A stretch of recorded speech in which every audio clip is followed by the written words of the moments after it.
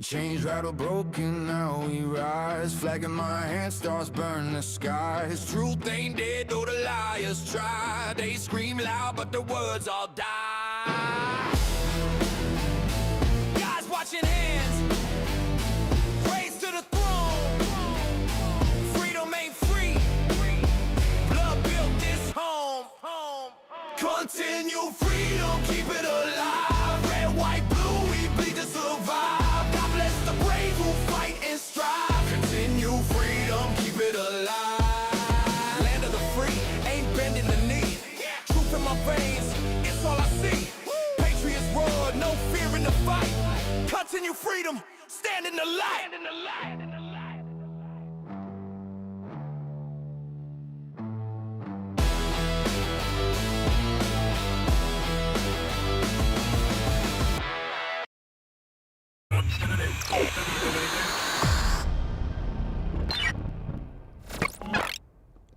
Okay, welcome back, all you freedom fighters. Okay, I need you guys to do me a favor. Let me know, because I've got a slightly different setup. Is my lip sync off?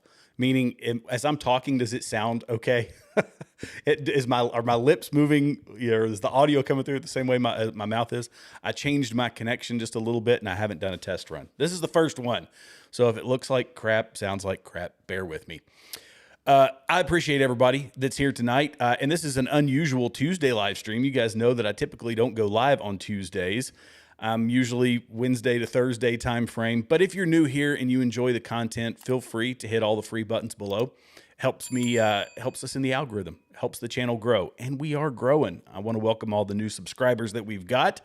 You are in good company, because we've got one of the best chats on the dadgum internet.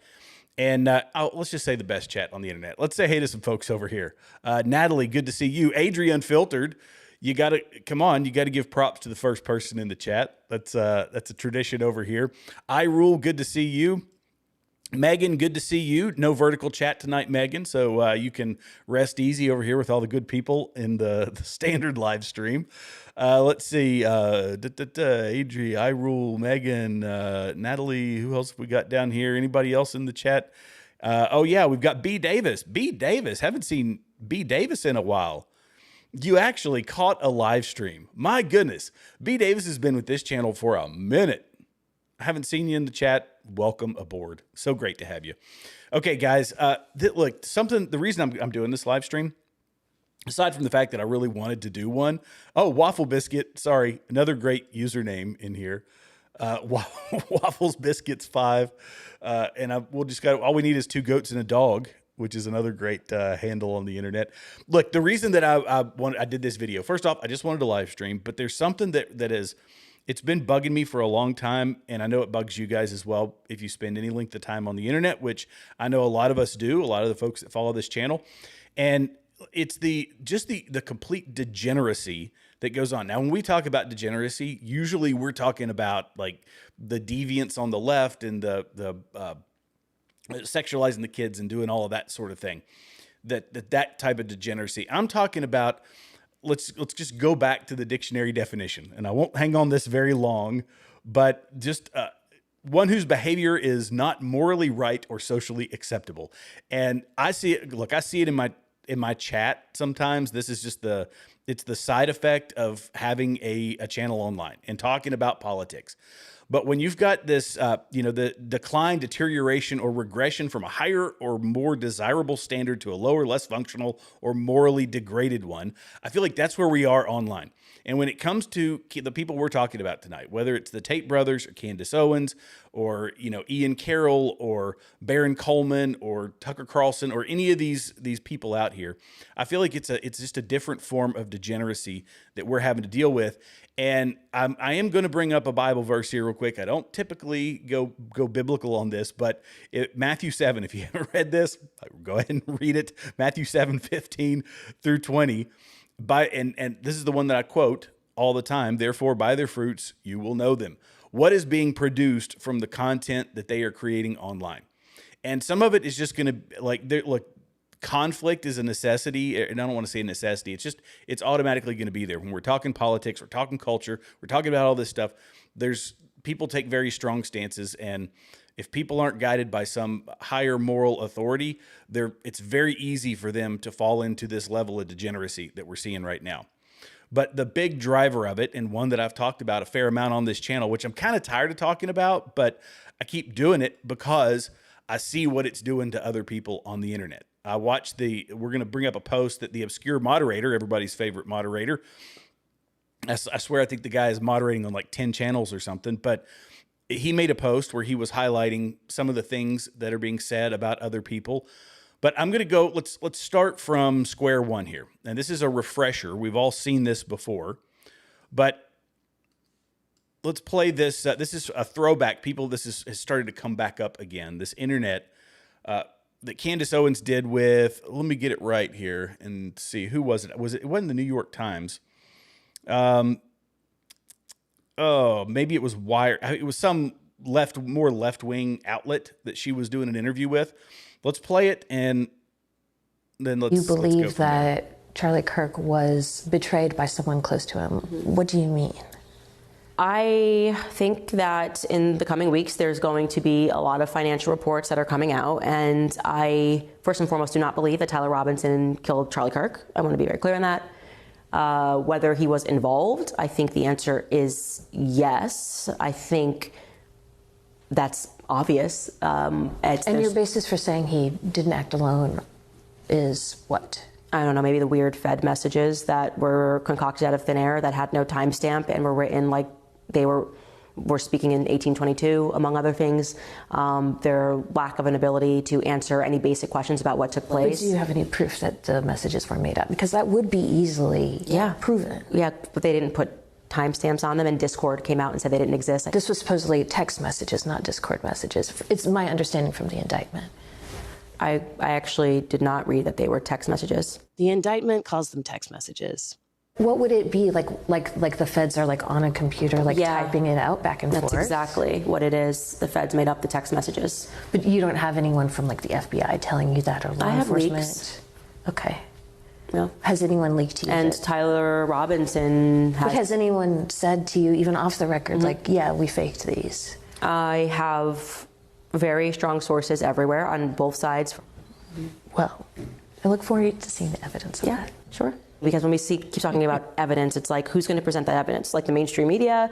Like who are you expecting to come out? Hot story. No, it wouldn't be. It would be. It wouldn't be. If the FBI, if I had a source telling me, if I had proof that the FBI faked those messages, that would be an enormous story. Yeah, I kind of feel like we live in a post-Epstein world, and we know how stories get shut down. And why do I play that? I play that because simple, basic questions. One of the few times that she sat down with someone, she obfuscates. She flips from side to side. She knows that what she's saying is not backed up by any fact or evidence. And yet she is still, this was months ago. I don't remember exactly when this interview took place.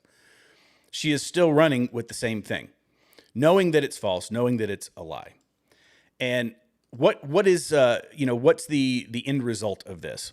Well, she has to feed on it. And by her feeding on it, let me pull up Ben's post first, the obscure moderator. And this had, I think I got the right one here. Let me pull this up real quick. So what he was highlighting in this one, it's kind of hard to read on this screen. I apologize.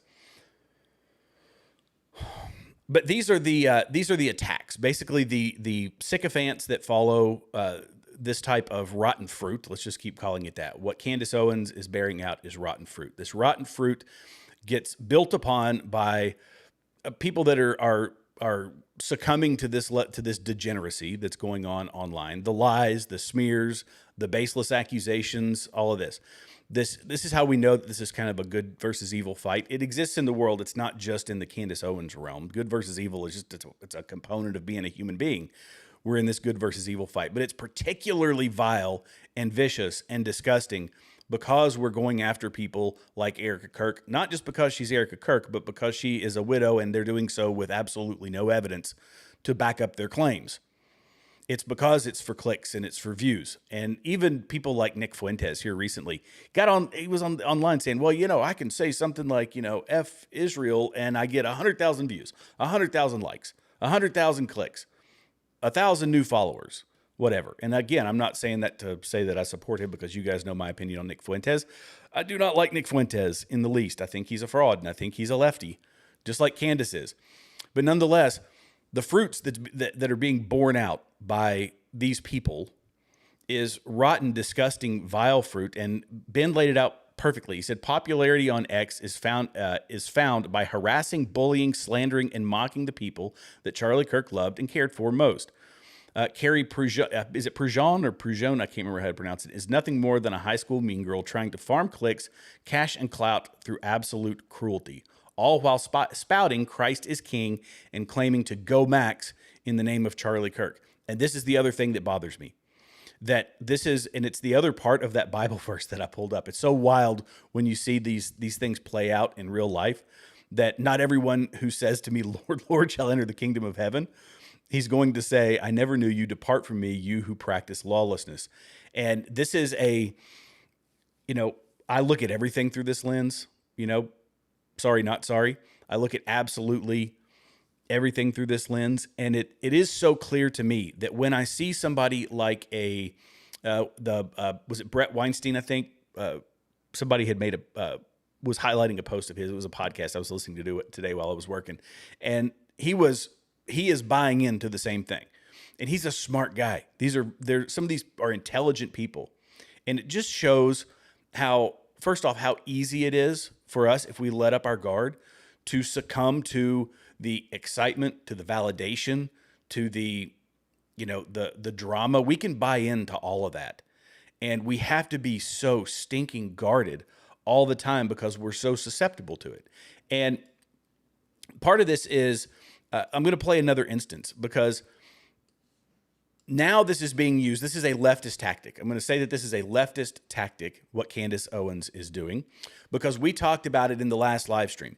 What did they do to drive Amy Coney Barrett from voting 80% with conservatives to 50% conservative? On a dime, she changed.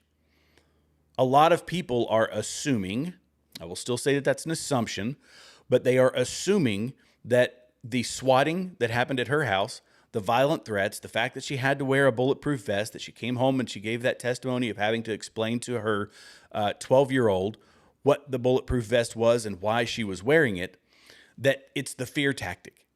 And the left uses this in actual violence. Candace Owens, who has an algorithm that's pushing her, who has bot farms and has sock puppet accounts and other things that are boosting her, that YouTube is boosting her, even though she violates their terms of service with all of her conspiracy theory nonsense. She's doing it. She's leveraging that power that is given to her by the left. By the way, let's not forget who controls the algorithm. It is the left. She's using that power to now shame people who just simply testified. I'm going to play this. This is the Jennifer Falmina, who testified, who was one of the agents that testified in the preliminary hearing. Let's play this. And our nation's FBI has never done anything wrong. They're honorable men. They just, can't seem to necessarily always get their stories together. By the way, speaking of gangs, and back to Ms. Jennifer Falmina, she recently revealed in a podcast, don't tell me why she's also doing podcasts. Apparently she likes the media and cameras. She revealed that her sister was a social worker within the state of Utah. Even that right there. Oh, she likes the media and cameras. Don't know why she's doing podcasts. This is to say, oh, there's something. Here you go. There's the little seed. She plants the seed. Very clever. And of course, that allowed me an entry point to learn all about her family history. You know me in genealogy. It's a thing. I just need to know what everybody's mamas and great-grandmamas were doing at all times. And regarding Jennifer, a really terrible thing happened in the Falmina family down in Hawaii. By the way, why does she need to know the grandmothers, the great-grandmothers, what they were doing? It's because the sins of the father, the sins of the family. She wants to leverage that. If something bad happened in a family in the past, and it's somebody who is going against the narrative that she's trying to push, that's an attack vector for this woman. And she hones in on it. Says, I want to know everything about your grandmother, about your great-grandmother, because you don't believe my nonsense. You don't, not that she thinks it's nonsense, or maybe she does, I don't know. I still haven't figured that part out yet. You are in violation of my narrative. I'm going after your family. This is what she does. The same thing she did with Erica Kirk.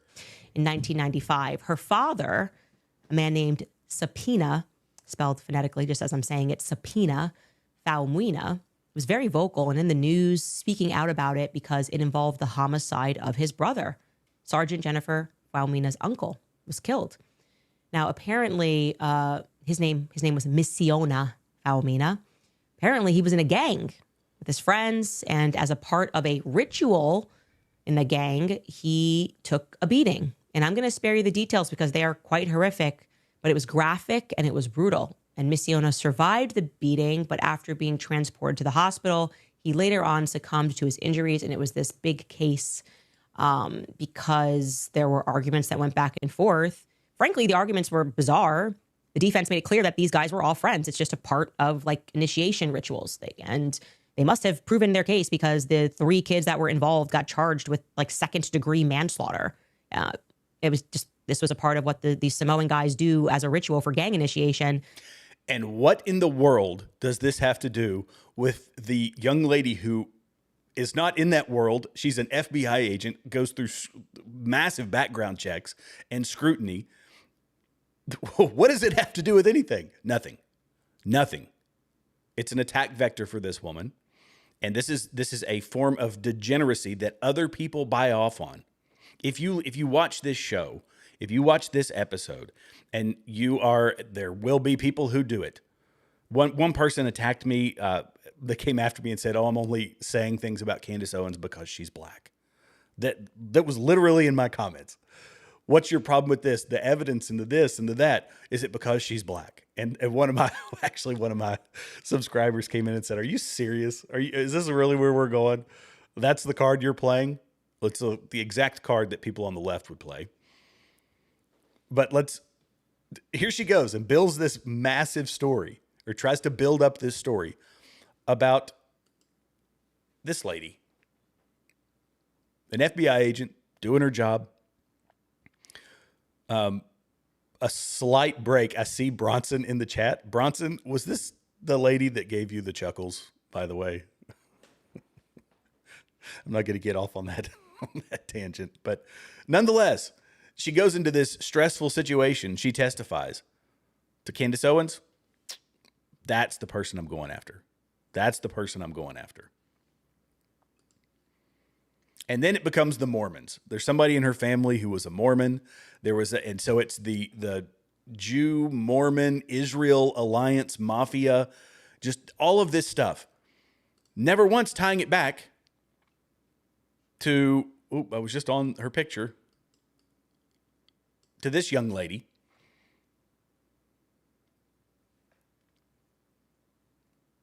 And people pile on. And they say, yeah, there's somebody we can go after. Somebody who, by the way, when you're in federal service, I couldn't speak when I was in the reserves. You're allowed to. It's like Tulsi Gabbard, right? When I was in the reserves, I still did some podcasting.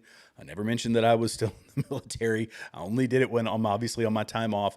But when you still have that one foot in the door, people will come after you hardcore because of that. They did it with Tulsi Gabbard. And, okay, Bronson, I see your comment down there.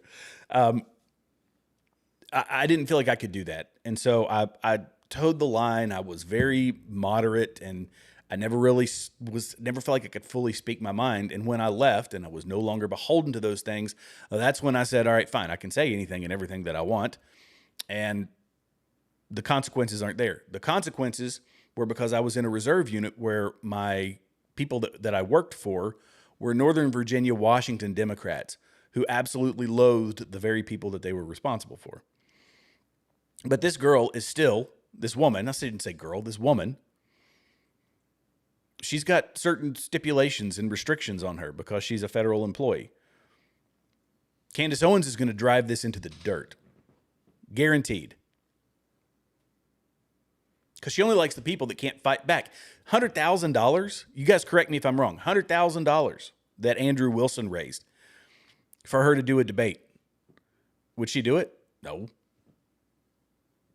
Nope. It started at what were the numbers? Like 6,000 or something, that it went to 16,000, and then it went to whatever it was, 100,000. I don't remember all the numbers. She's not going to, after the debate we played, excuse me, not even debate, the interview that we played at the start of the show, after being embarrassed like that, she's not going to go on other shows. She's not going to get out here and actually debate these things. Why would she? Why would she? Because people that have bought into her degeneracy, they just sit there and they lap it up, and they're not interested in other stories. They're not actually interested in evidence. They're just buying in to what all that carnal, hate and anger and all that stuff. It's like it's feeding their baser instincts. It's their baser desires. And anybody is susceptible. I will tell you again.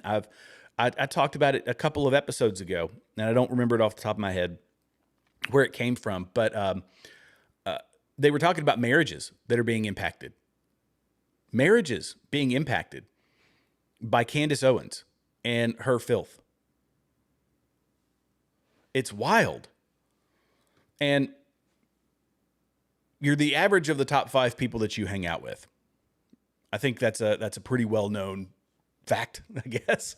Or it's something that a lot of people, I use it all the time. I don't remember where I heard it, but it's a pretty good thing. You become the people you're very much like the people that you're around all the time. You feed off each other's ideas. Behavioral patterns, it's like drug addicts can't go and hang out with druggies anymore. You got to stay away from the addicts because you're going to use again. And for us as people, if we're not surrounding ourselves by good people, we can succumb to, the whatever faults that they may have. That doesn't mean that we're not going to be around people that aren't different from us, which is a good thing. So if you're around people that have more moderate views, I'm a very conservative person. But I'm around people, whether it's work or in my, personal life, I'm around people who have much more centrist views than I do. That's not a bad thing because you need to get perspective. I don't really have any far left wing. Oh, well, actually I do. I have one person who's very, very left wing. I don't know how I almost forgot that one. And I'm very close to this person, but it's almost so bad that it's like you have to slowly ease into it, but into political conversations.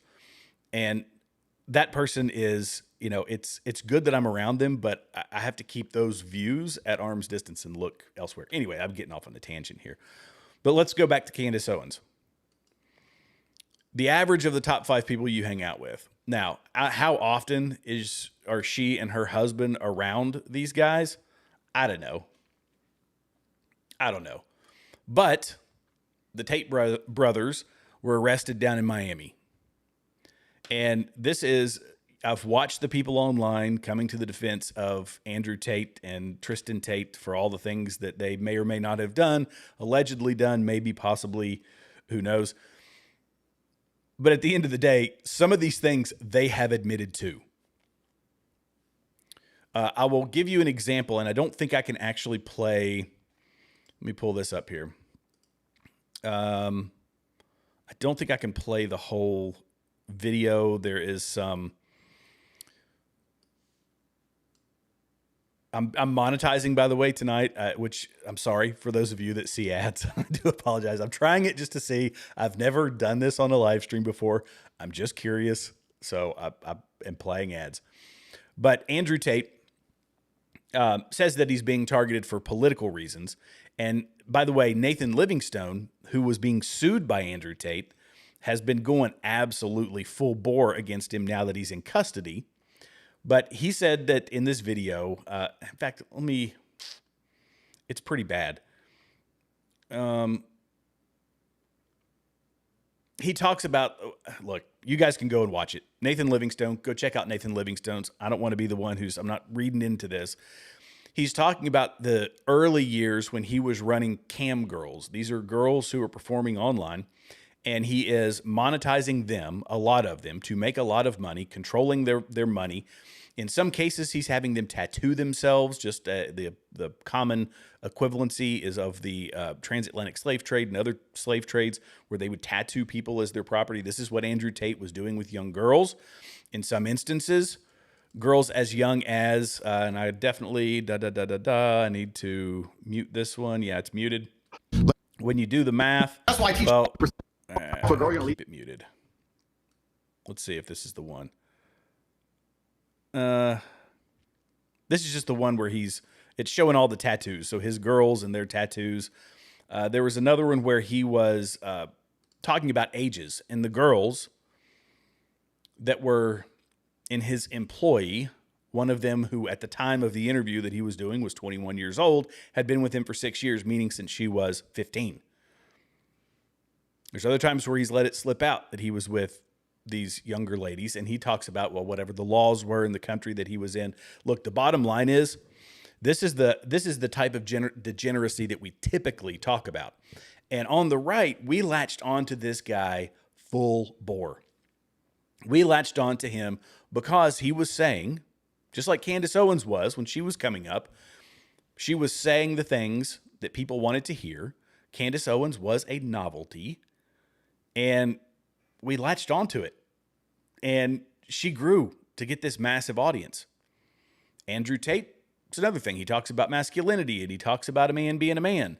And he talks about things that are, aligned with on the opposite side, the far opposite side of the degeneracy that we see on the left.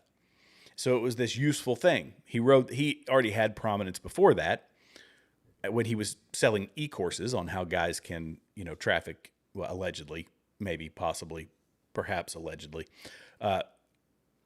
girls in these cam businesses and all this. But I say all this to say, Candace Owens' husband's best friend, one of his best friends. They're very close. Candace Owens did softball interviews with Andrew Tate. So on one hand, she's doing this whole Christ is King thing. And on the other hand, Andrew Tate, who has admitted to things that are morally reprehensible, has done so on camera. Does that mean he absolutely did it? Could he be, making things up and it's all bluster and it's all a show? Yep, could be. That's why we have a court of law. That's why there's investigations. Could some of the stuff that's going on in the UK be, an attack because the UK is far lefty, basically overrun with lefties and or Muslims? It just depends. Yeah, it could be. Could be. It's possible. But we've seen him on camera enough times. Enough girls have come forward showing their tattoos of Tate to say that at the very least he objectifies women, and in some cases, according to him, and the timelines he provides, girls that are underage. Yeah, all this stuff has to get fleshed out in court. But nonetheless, he's not somebody that we should be looking up to. I would say the same thing, the folks coming to his rescue, they might love partying with the guy. People like Myron Gaines have come out and they've been, whooping and hollering about it. But I'll give you somebody on the opposite side of this, which is Apostate Prophet. And he said, when did it become a right-wing or conservative thing to defend S trafficking, R, which I got to censor for YouTube, SA, CP, all that stuff. Over 50 charges have been filed against Andrew and Tristan Tate. Many more charges for 2 separate cases are ongoing in Romania, including organized crime, trafficking, all these things, minor, all this, witness tampering. Some might be crazy enough to believe that over 60 different charges from different sources, include dozens of victims and witnesses, are probably totally made up. Even if you are that crazy, you should probably be a little more cautious to defend people who face dozens of these types of charges. And I can't read them because of YouTube, of even the stuff that he's saying, which is so ridiculous. It's another thing that absolutely infuriates me. YouTube, can we please just loosen up on this? Because look, I'm not going on Rumble anymore. Rumble's been a wash, but it's nonetheless, I wish we could just speak like normal people. Anyway, but this is true. What he said was true, that some of it could be fake. Do I think that the lifestyle that they have lived, that they have admitted to, that they have glorified for so many years, and then all of a sudden when they start coming out against lefties, they try to, they kind of pull themselves back from what made them their millions. Do I think does this sound ridiculous? No, this sounds like just like obvious to me. But again, the court of law will figure it out. Now, people are saying that because of their influence, the influence it was built off of the right and, all of this, that Donald Trump should step in and help them not be sent back to the UK, to stay here in the US. Now, I was listening to another attorney. I haven't verified it. You guys maybe have. I didn't before this show, whether they're being investigated here in the US as well. But this guy alleged that there's also investigations going on in the US.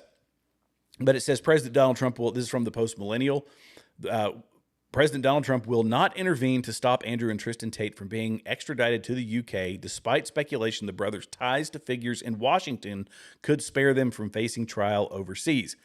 The brothers were arrested in Miami on Saturday at the request of British authorities and are fighting extradition over an expanded indictment that now includes dozens of charges, including trafficking, assault, indecent images of let's say, young folks.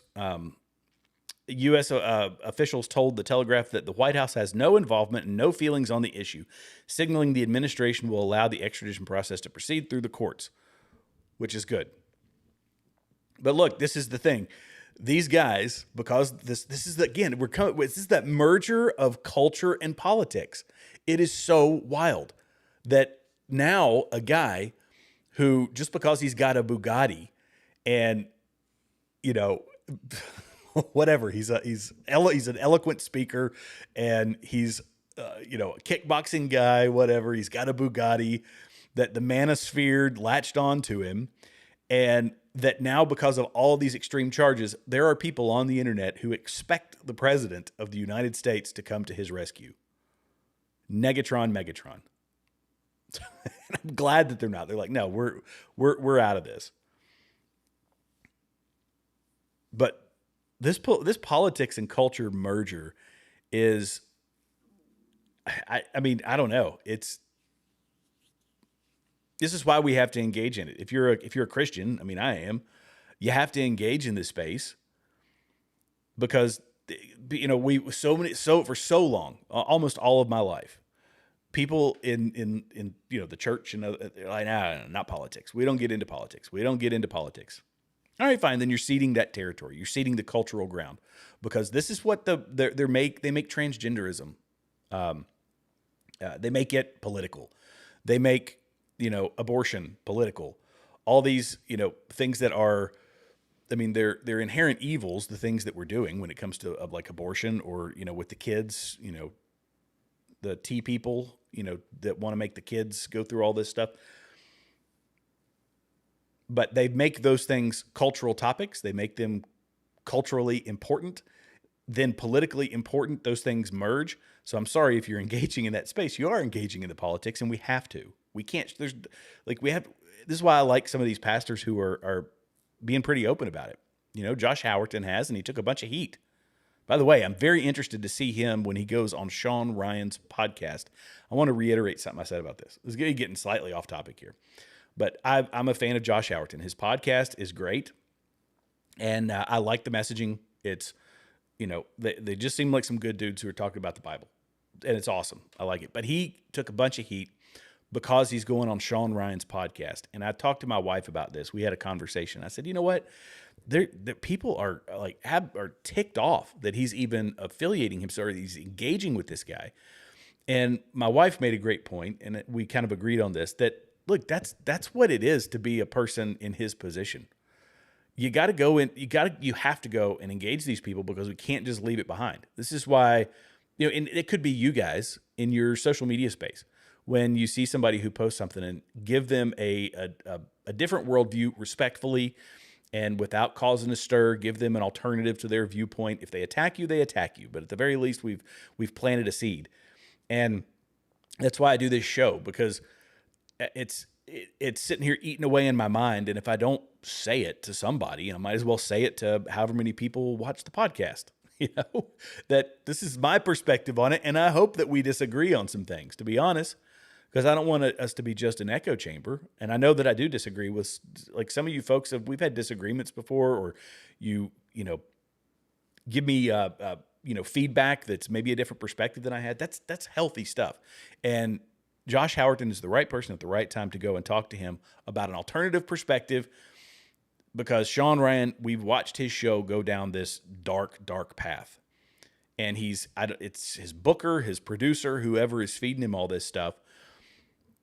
It's shaping his worldview. And so this is a good step outside of it. There's my 2 cents. I could have said that in probably 15 words, and instead I chose to say it in 100. My apologies. Let's minimize this one. And then I've got some other things that aren't Candace Owens related that I'm going to share. One of them is a House bill, because when Jeremy Boring, I know I've said it in like the past 5 shows, when he said that Candace Owens is not politically motivated, I say that may be true. In my mind, I say that may be true. However, she's definitely having a political impact, because she is part of the larger distraction on social media.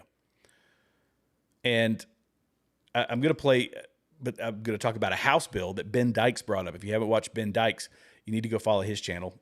Shameless shout out. And follow Bronson, by the way. Rage Bronson, who's in the chat.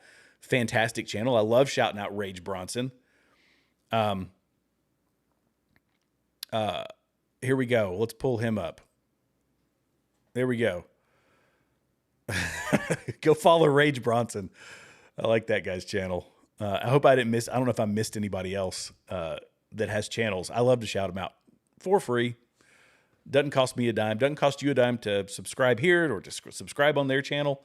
So if you're still here and you're enjoying the content, feel free to juice that algorithm in our favor. It would be super helpful. This channel is growing. I appreciate all the people. Oh, and by the way, we've got, I do have merch. This is a quick break before I talk about Baron Coleman being a CI, a confidential informant. We've got some merch. You got a We the People with this slick, sleeve logo. We got hats. The past couple ones I haven't brought my mug, but I've got a We the People mug. I've got one that says socialism sucks. I've got one that says Sound of Freedom on it, and it's got a pew pew on it. It's all kinds of neat stuff. So if you don't want to become a member, you could buy a nice cup. Why not? And this is not sponsored by Waterloo. Which, by the way, if you haven't tried their guava berry, it's stupendous. Again, not sponsored. All right, so this is the other one. I'll play this one, and then I'm going to get to what we're being distracted from. This is Baron Coleman, and somebody tagged me in this one. I think I saw it on a different show. I consume too much content, guys. I really do. And my recall sucks. It really does these days. But from work, you guys know how this is. You're working all the time, and you're focused on something completely different, in a completely different industry, in a different sphere, and then you come over here and you're talking politics, culture, and all this, and my brain I'm like, okay, it's obvious that I have a finite amount of space, and whatever I'm putting in this ear, there's something that's coming out the other side. But he said, hey, did you know that he was a Fed or that he was an informant? I said, I think I read that somewhere. And it's true. And actually, this was, I believe, today that Gary posted it. So it kind of came all at once. And he said, Gary over at Paramount Tactical said, willingly worked as a government informant. I confirmed this with the prosecutor he worked with. This is a fact, but he will deny it because he's a liar. Barron is the same guy that, as a lawyer, intentionally started a whisper campaign to intentionally prejudice a jury. Sound familiar? He said, I'll post the court documents in the comments below. Real receipts. We got a super chat over here. Let's get to that one. So before I get to this super chat, and Lynn, I'm going to get to it. Thank you so much, Lynn. I'm glad you got to hit a live stream. I know you commented on the last video that you missed one, and that's a bummer. But you made this one, so welcome here. That the left does this all the time. The left accuses us of what they themselves are doing. They say, you're a racist, and they want to have separate graduations for people based on color. They wanted to have separate housing for people based on skin color. They wanted to, the main talking point that they were using for years was that the most dangerous threat in America were white men, right? They can single out white people. This is what they do. Accuse you of what they themselves are doing. That right-wing extremism is the most dangerous, terrorist threat to America. Meanwhile, they were burning down cities. and they were destroying infrastructure, burning down family businesses, unaliving people in the streets, literally. And yet we're the most dangerous. So this is what they're doing. Everybody's a Fed, right? Oh, you're just a Fed. Fed slop this, Fed slop that. They're liars. They don't that. Meanwhile, confidential informants, tainting jury pools. And maybe that's why, when Gary brought this up, he brought it up before. And I think Gil was on the show at the same time. Gil, the Whole Truth is over on YouTube. And he helped me out. I was very thankful that he helped me out when I was hosting Gary's show for day 3 of the preliminary hearing. And super helpful guy, great dude out in California, lawyer, defense lawyer. Anyway, he was talking about this whole thing came up, and he said, yeah, this sounds very, very illegal. Like this is, but it was admitted, he admitted to having done this. And so maybe he's saying that this whole thing is a scam, this whole thing is a fraud and because he's done it himself. That's just me assuming. Maybe it's because he has experience in that. So, who's the first person you go to if you want to learn how to, be a fraud? Go to a former fraudster, ask Barry Madoff. Let's see. Let's get to Lynn's super chat. Thank you for the $10 super chat, Lynn. You're awesome. Sean has lost some of his staff. Word was there was some dissension. Not sure if true, but I almost applied. Sorry, the screen's far away, and I must be getting old. Applied to the EP position, executive producer position, intentionally. Keep rocking it, Jared, and go Detroit Tigers. Detroit Tigers. There you go. But you almost applied. You should have applied for the EP position. Do it. Get after it. Why not? You could do it. I don't know any of your background or any of your experience, but you could do it. Why not? Need some good people around.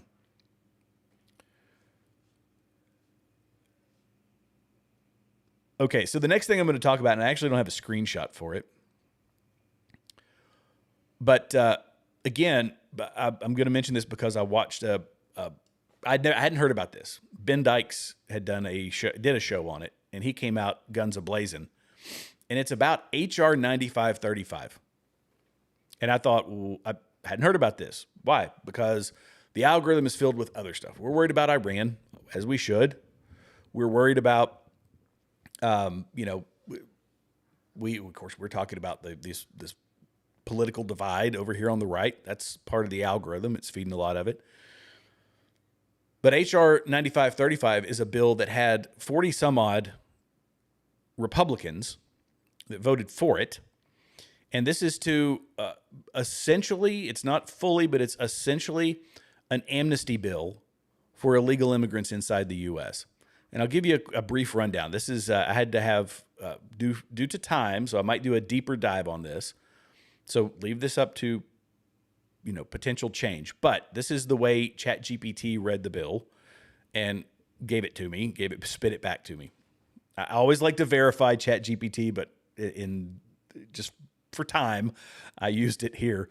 But it expands the H-2A visa program. Current law largely limits H-2A visas to seasonal agricultural work. This bill would expand eligibility to include many year-round agricultural industries, such as the dairy, livestock, aquaculture, forestry, and certain meat and poultry processing operations. So these people who are paying migrant workers lower wages to come across and take American jobs, this says, well, now it's not just seasonal, you can do it year-round. Creates a legal status pathway for existing farm workers. So one of the bill's biggest provisions allows certain undocumented agricultural workers to qualify for legal status if they satisfy work history requirements. So generally, applicants must demonstrate substantial agricultural employment over a specified period of time, specified period before the bill's enactment. This is not automatic citizenship. Instead, eligible workers would receive a legal agricultural worker status that could eventually allow continued legal employment under certain conditions. This is a seed, a bill that is giving an eventual pathway to some form of citizenship, or at the very least staying here in the country to continue to drive down wages that should be going to Americans. This is a big deal. It's a big deal, and a lot of Republicans are voting for it. Republicans are voting for it, presumably, because the livestock industry, that everything ag does a ton of lobbying. This is how we got ethanol in the gasoline, right? This is how we got ethanol. We got corn. We got to make ethanol. Let's put it in the gasoline. Meat and poultry processing is notorious for using foreign labor. But this is the type of thing that gets slid in there while we're over here having to scurry and fight about other stuff. This is why I say that while Candace Owens might not be political, she's definitely having a political impact. Absolutely having one. Now, it says that it streamlines. Okay, look, here's another point. It says it streamlines government oversight. It says the legislation seeks to reduce paperwork by coordinating multiple federal agencies involved in H-2A administrations. So faster approvals, reduced compliance costs, fewer duplicate filings. Have we ever known the government to be an effective and efficient organization or pass any legislation that helps us accomplish that? Very rarely. Very rarely. Depends on what they're abolishing when they push a bill through. That's what it takes. Because we've got these little mini tyrants. I'd use the example of my dad. My dad had a property, our family property. We didn't have a ton of property, but he had a little bit, East Tennessee. He goes to build a building on his property, and some little, fascist in white tennis shoes with a clipboard from the EPA comes in and says, "This is a wetlands." And he says, "Lady, what are you talking about? I put an irrigation ditch in here 15 years ago. I don't care. It's a wetlands now. You can't build here unless you get the approval to build on his own property." And he fought it for years, paid a ton of money that he did not have because of these little micro fascists that can control their own, little part of the world. And they love doing it. So unless we're removing these knuckleheads or we're removing regulation, you're not going to say all of a sudden, here's a new process and it's going to be efficient. That's not how the government works. The government sucks at just about everything. And the left, we'll say this, I'll end on this one and then get to comments because you guys have been burning up the chat and I love it. I love it. The left is fighting for the immigrants, obviously, the people that are coming here. They complain about our, I hope my internet didn't just go out. Nope. All right. You guys have probably heard about this, but 3 people injured in a Manhattan ICE building attack.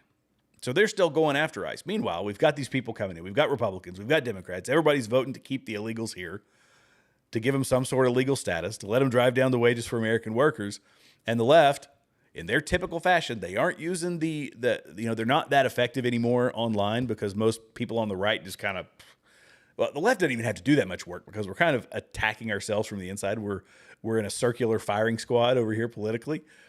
But the left is, they're not winning there, but they've always been the party of violence. This is their history forever and ever. But authorities have revealed that 3 people were injured in an attack on a federal building housing ICE in Manhattan on Monday. We saw the video of the person who came with the, golly, I'm a member. Why am I getting all these ads on Post Millennial? I can't even read the whole article. What in the world just happened? Anyway, the person came with a tank of gasoline and it looked like bottles, like Molotov cocktails of some sort. And they dumped it out in front of the building. They got, taken down by the police and all that. And the only people that were injured were, I believe, 2 federal workers. 2 government employees and 1 civilian that were injured. They shot an airsoft gun at it. Not that that's... shoot an airsoft gun at a federal building. They're violent. It doesn't mean they're necessarily smart. But James Bernac, let's see. I just lost it. Boy, these ads. Bernacle said he then pulled out an airsoft rifle and fired 5 to 7 pellets, if you will, in the direction of 26 Federal Plaza. they attacked the guy, whatever. Anyway, the left is fighting to keep the illegal immigrants here, and yet they're still complaining about wages and all this. It's absolute nonsense. But what pissed me off more than anything were the Republicans that are voting for this, knowing it's not popular with us. This is part of what what Donald Trump won on. And it's not, don't say it's Donald Trump's fault. It's the Republicans who are doing this under the radar because we're having other fights and issues over here on our side of the aisle. So I don't have the list tonight, but I plan on finding the list of these people, and I'll publish them to everybody in my little corner of the internet, and everybody else do your part, and you do the same, and maybe we can get some of these knuckleheads primaried. How about that? I think that would be stupendous. I would love it. I would love it. Because that's what's going to change things. These people have to feel like, look, we got to make it politically profitable for the wrong people to do the right things. Congress is not perfect. Nikki said it best. So many unhinged people in this society. You got that right.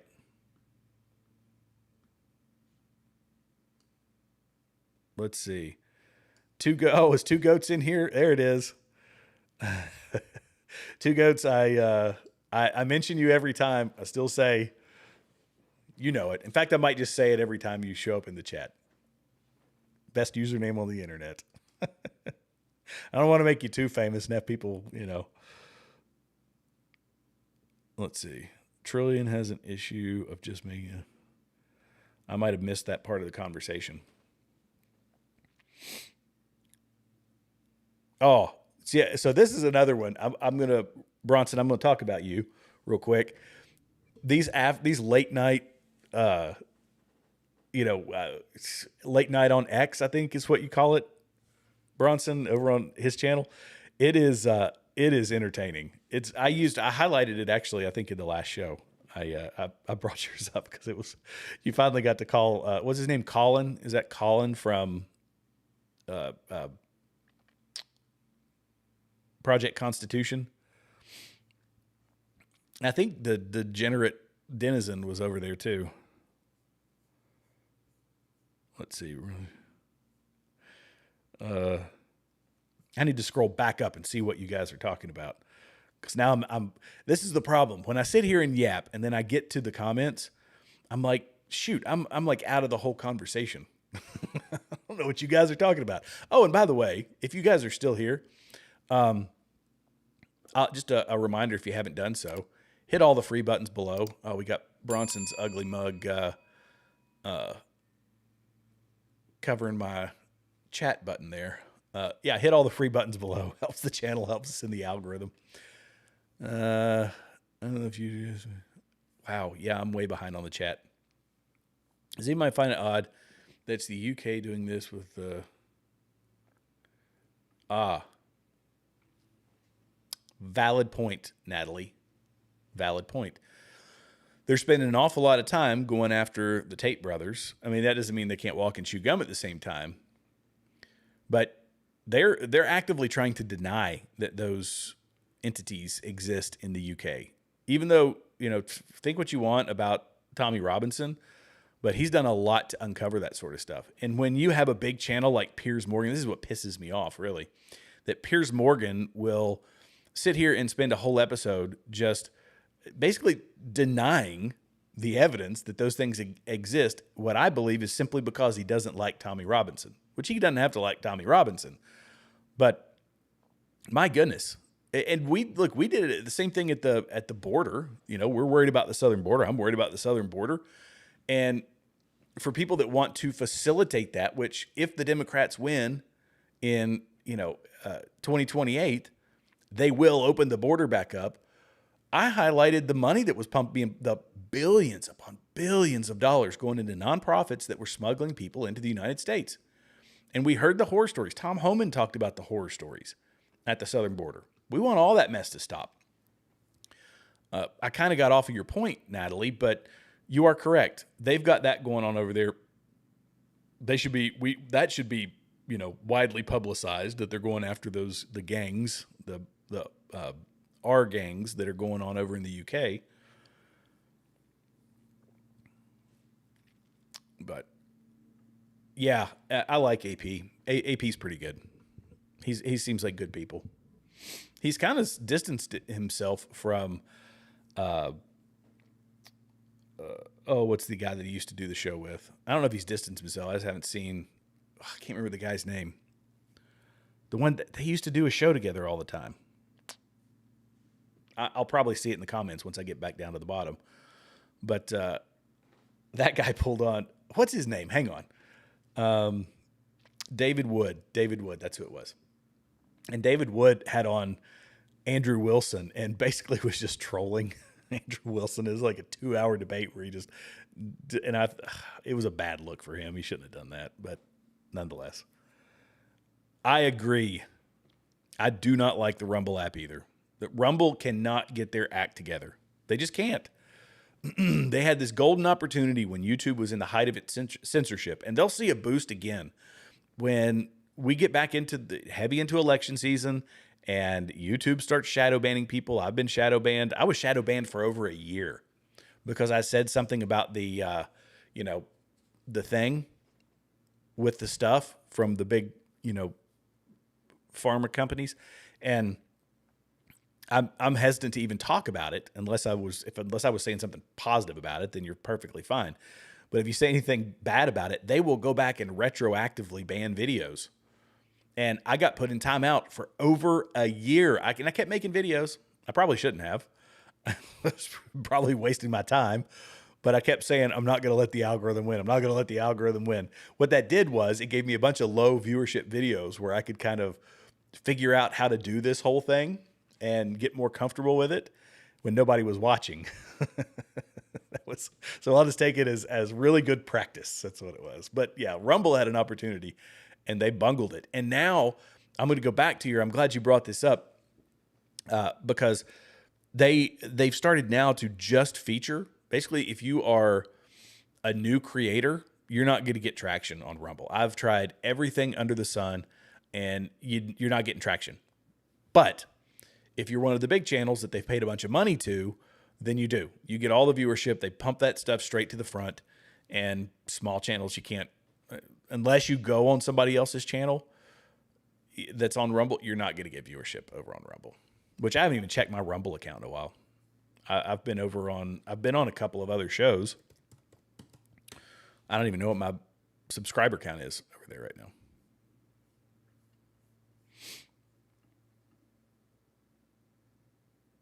Let's see. Where am I? Continue freedom. And that's the other thing is it creates like 2 stinking channels. Yeah, I've hardly got any followers over there.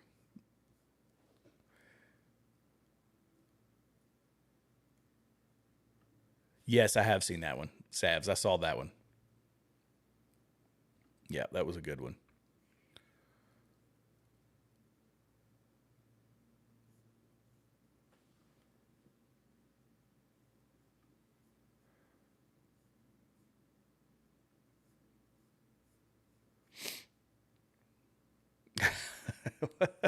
Not a fan of PBD. I don't know. I've kind of gotten burned out on them. Yeah. I'll come back around to them, I'm sure. And I still listen to some of the stuff that they talk about, but Adam just seems lazy. I'll be honest. Adam, it's like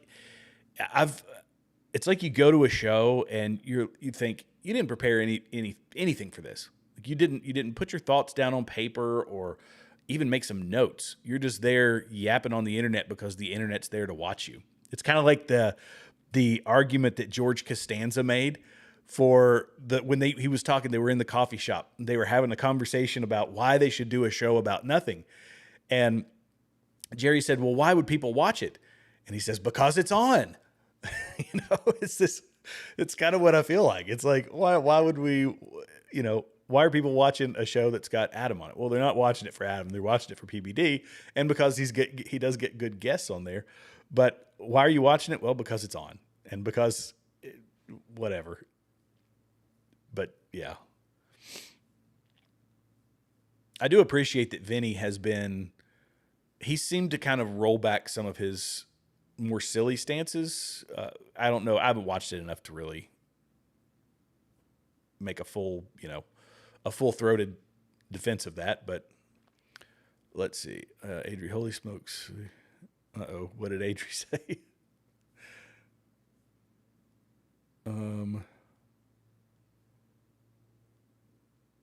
Sorry, I miss listening, watching outside. Uh-oh. Yeah, we thought we were getting some of those.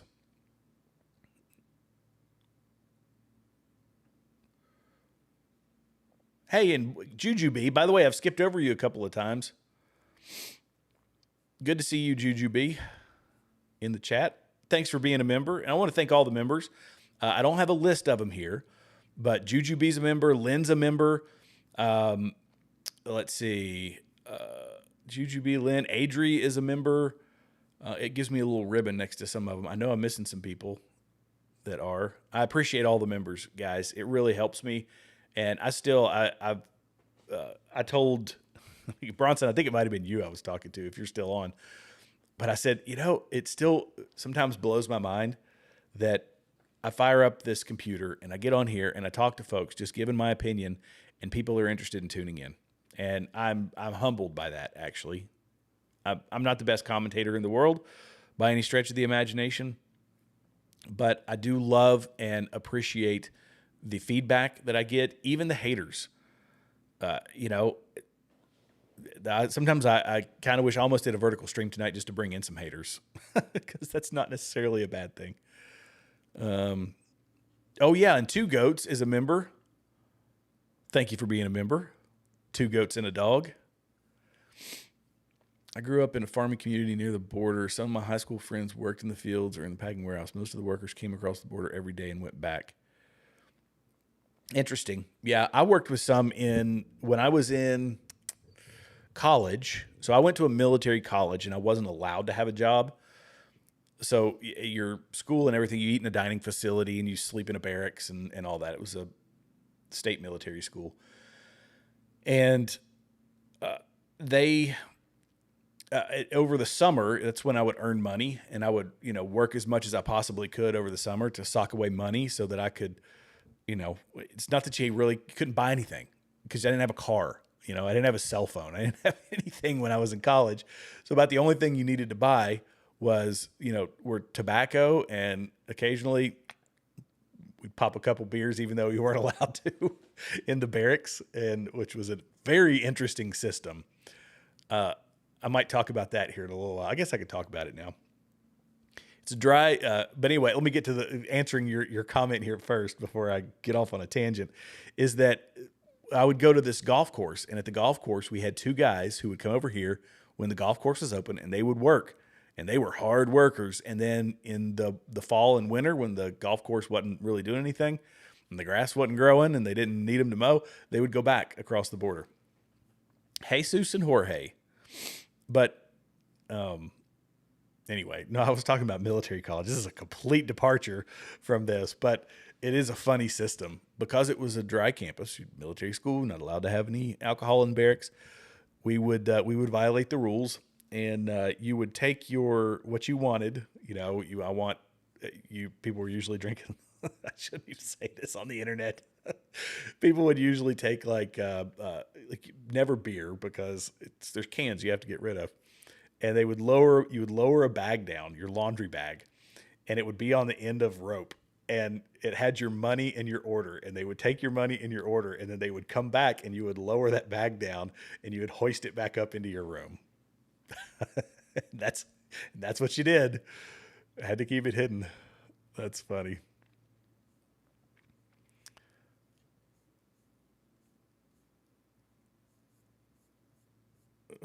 There it is. Now it's out for the internet and all the world to hear.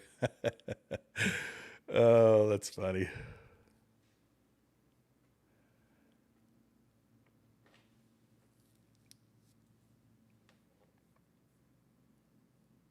In Ohio, we have a literal Islamic school building being built 30 minutes away.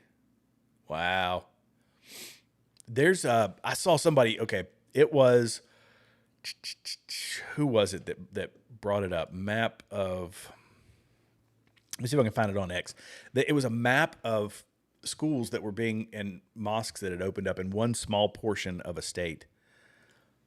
And Oh, so many. It might have been in one of the places like Minneapolis or something. I don't know.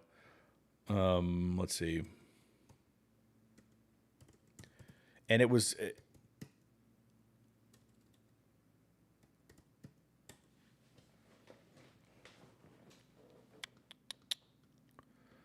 I'm never going to find it. I'm never going to find it. It doesn't matter. I hate to say it, but I hate to say believe me, bro, but just just believe me. Let's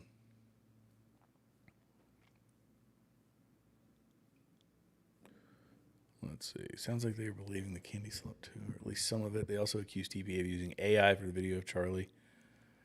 Yeah, they did. And they had, Andrew Colvett and Blake Neff. In fact, he was the one that, this one here, let me pull this up. When I was showing that video of Candace going after the FBI agent, this was Blake Neff's post. Let's pull this up here. He said, Utah Police Sergeant, oh, sorry, it wasn't FBI, it was Utah Police. My apologies, correction. Jennifer Femina testified at the Tyler Robinson hearing 2 weeks ago. So now her punishment is to become the latest victim of a Candace Owens conspiracy. Candace gloats about finding an entry point to learn all about her family history. I just need to know what everybody's, then dredges up her uncle being unalived by a gang 30 years ago. This is Candace gameplay, week in, week out. Anybody she feels stands in the way of Tyler Robinson being acquitted is fair game for new conspiracy theories.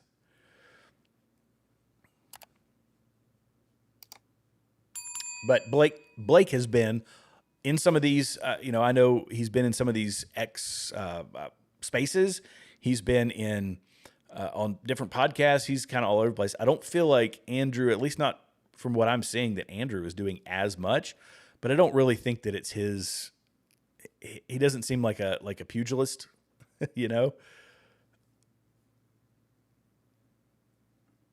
Thank God you're not just a nerd, but kind of a bad kid. I was. I wasn't. I was no angel. I was no angel. I don't shy away from that.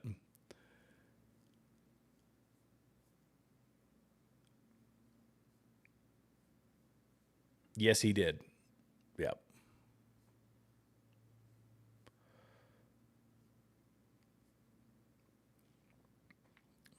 PBD, Vinny, and the other old guy. I might have missed this first part of it. Let's see. Nikki said something.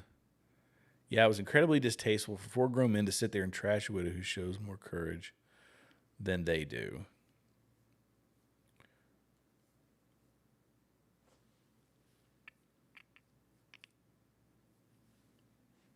I guess that was the one you all were talking about, that Adam said he wouldn't trash her, the widow, but he also said he didn't. Oh, okay.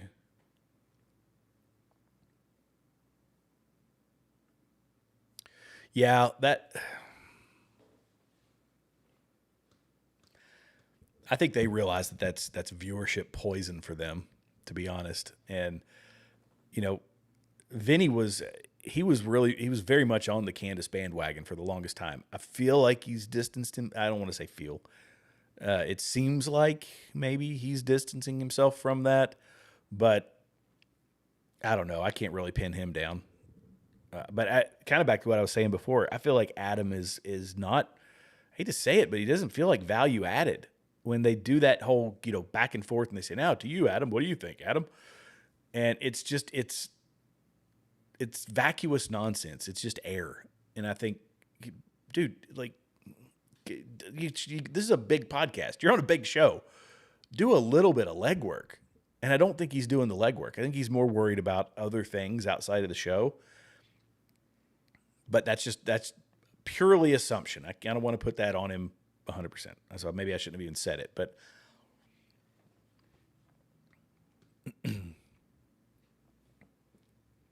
so her uncle was by a gang, and somehow someone he knew had some connections.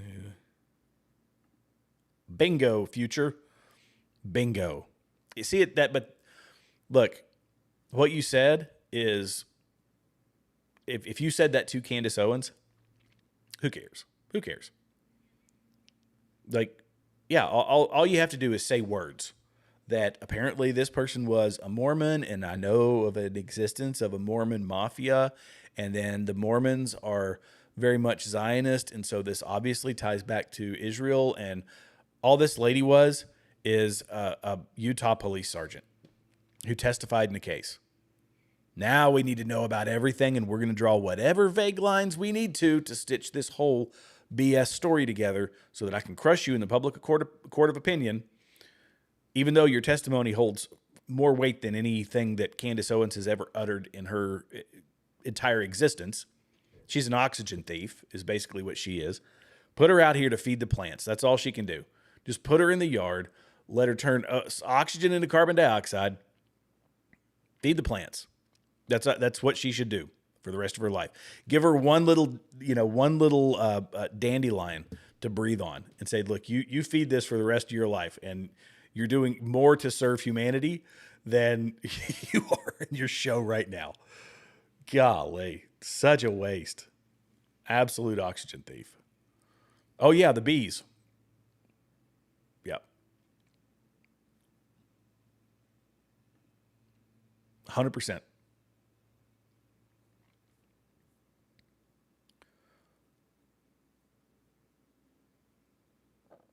I thought they were. I thought they were very Zionist in their view, because the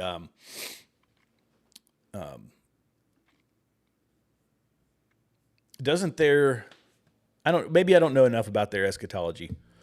I just know that I've never seen many, if any, Mormons who aren't very pro-Israel. And again, this comes back to the whole definition of Zionist, which I'm not going to get into tonight. There is no solidified definition of what a Zionist is. It's just, for them, it's just whoever says anything positive about Israel and doesn't believe that there's not some, I don't know, Jewish conspiracy that that made you stub your toe on your dresser this morning and gave you a cavity and, gave you IBS or whatever ailments you've got. I mean, I don't know. That is how I feel.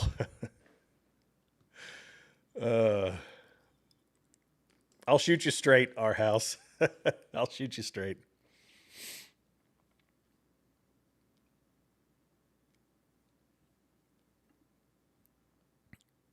Oh, wow. So you're in one of those areas. That's a bummer. That's such a bummer. And look, I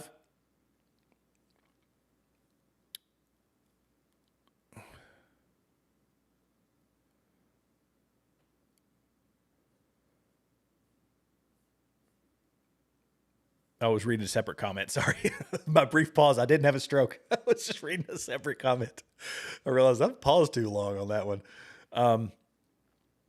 Towns noise ordinances are so interesting.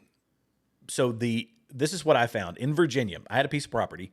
I say a piece of property. My wife and I, when I was still on active duty, we bought in a small historic downtown. We bought a 3-story building, and they down 2 buildings down from us, they put in this outdoor bar, and they had a noise ordinance. And the noise ordinance said that if it impacts somebody else's property, then the police department was supposed to give them a citation. They were supposed to turn the music down, so on and so forth. Well, in Virginia Beach, they actually had, and this might be helpful for you all, that in Virginia Beach, they wound up passing an ordinance that had specific decibel readings. And those decibel readings, you can draw the line in different places: inside your residence, outside your residence, on your property, different decibel readings. And what the problem was that laws have to be so specific when it comes to enforcing something like noise, because noise is subjective. You could run somebody could be using their DeWalt drill next door, and the neighbor could say, this sound, this noise is interrupting me and my ability to enjoy my property. Therefore, they need to stop.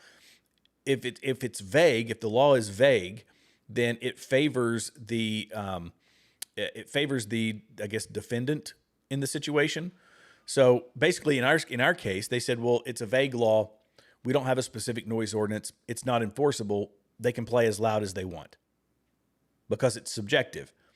And in Virginia Beach, they passed a specific noise ordinance. The problem was a lot of other towns in Virginia had set up this live entertainment, and people you couldn't sit even in your house. In our house, the bass was so loud that we couldn't sleep. So we would go to like my in-laws' house, because I say this, it was in the downtown area, but there was a little loft that we lived in. And the bass was so loud that we couldn't sleep downtown. It was to the point it was hurting our dogs. So we would leave and go stay somewhere else. I'm saying all that to say that if you want to do something about this, maybe try the noise ordinance angle. Like get a decibel reader. You can get one for a couple $100 and test decibel readings with the call to prayer going off versus it being quiet. Now, not if the whole town is run by Muslims, they're not going to do anything about it, and they couldn't care less. But there may be some legal action you could take. I don't know. I'm not a lawyer. I'm not giving legal advice. Just saying. That may be a course of action.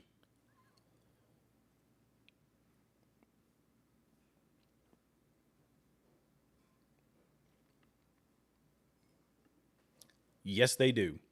Every nation that, you look, they had none, and now they have 40, 50. How many countries do they run right now? Most of which used to be Christian nations. It's what it is. It's an ideology of conquest.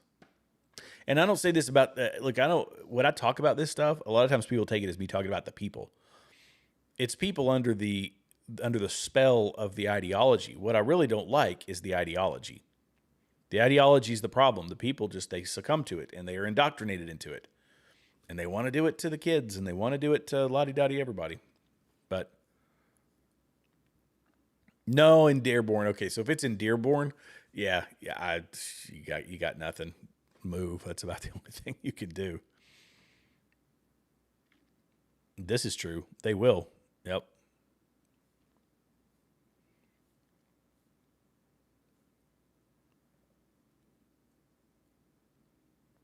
Yes.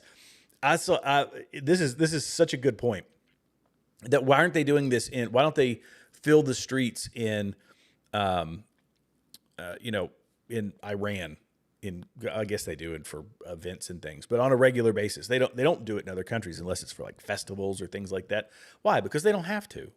They don't have to. They do it here because our suicidal empathy in America, which I'm reading that book, by the way. I still haven't started it, but I bought it, and it's sitting over here next to my reading chair. Now that I've calmed down on my work a little bit, I'm going to get into it. But Gad Saad wrote this book about suicidal empathy, and just the concept makes so much sense to me.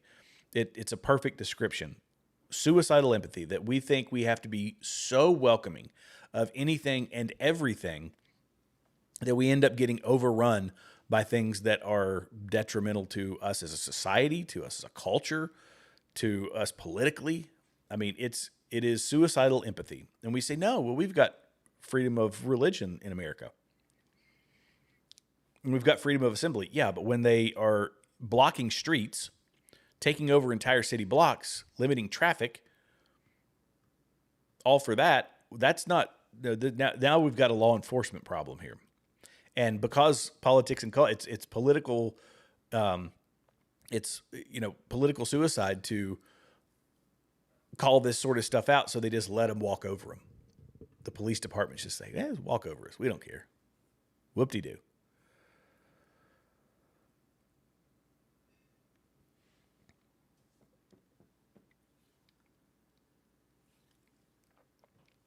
So here's what you do. If they ever started doing this in my town, I think I would probably do this.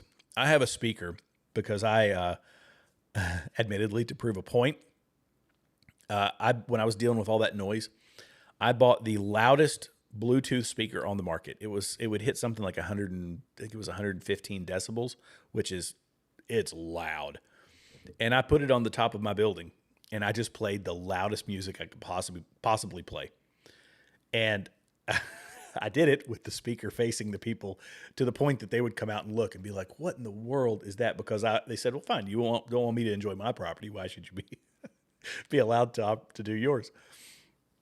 And I would say get the Billy Graham. and get a loudspeaker and play Billy Graham loud and have you and your friends say, this is our home church. This is our home church. We are listening to Billy Graham. We just happen to be doing it outside. There's nothing that says we can't do it outside or in your house with all the windows open. I don't know. Do it. See if somebody says something. Be like, no, this is home church. Perfectly, reasonable.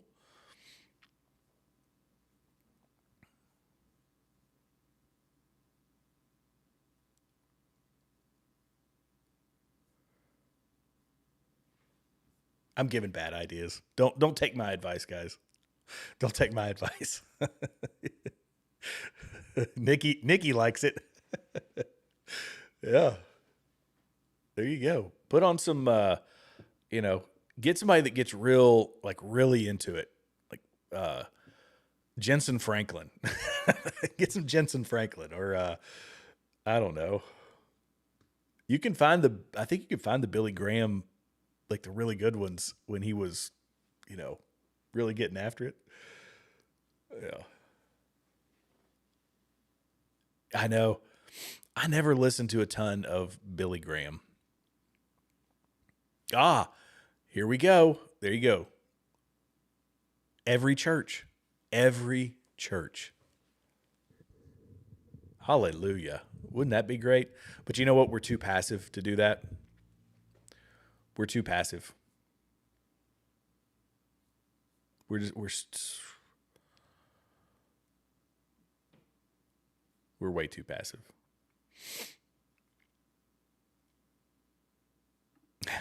Sav's on board. All right, you all are just as I tell you, it had gotten so bad that we didn't have a choice. We were like, what else am I supposed to do? The city won't do anything. I emailed the mayor and the vice mayor emailed me back. I emailed the whole city council. The vice mayor emailed me back and said, we believe that a vibrant downtown is a noisy downtown. If you don't like it, then you need to move. That's what he told me. And I said, wait a second, why am I going to give up my territory? I eventually wound up selling the building. I couldn't take it anymore. But it was also the housing market was pretty good and it was a good time to do it. But I said, no, I'm fighting fire with fire. And when I say loud, guys, right next to it, I've measured over 100 decibels.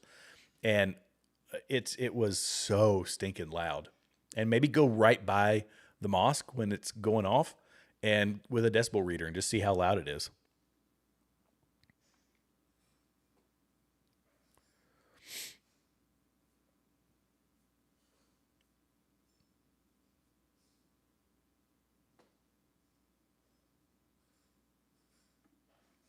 That's valid. There you go. Doesn't have to be somebody who's. I was just saying that for dramatic effect.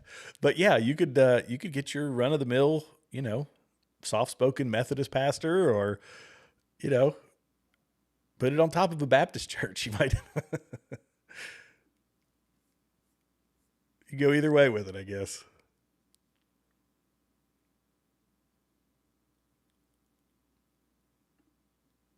Really? Churches, they do that at the beach? It's been so long since I hate to admit this. My wife and I have talked about this. It's been so long since we've taken a vacation. But I didn't know that they would play I don't think I've ever been to a place where they play the sermons like that. Now, they do it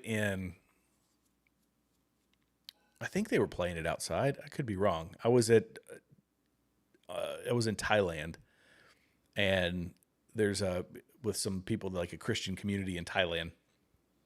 And I was there doing filming and photography and all that stuff, basically documentary style work.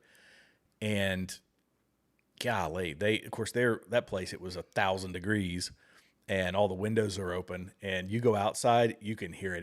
It was booming all over this. It was a little village, but not exactly the same thing, but that was a very cool experience.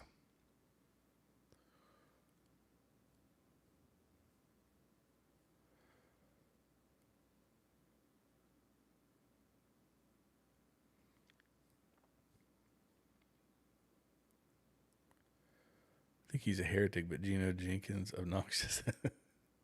Tell us what you really think, Two Goats. I don't know who that is. I don't know who that is.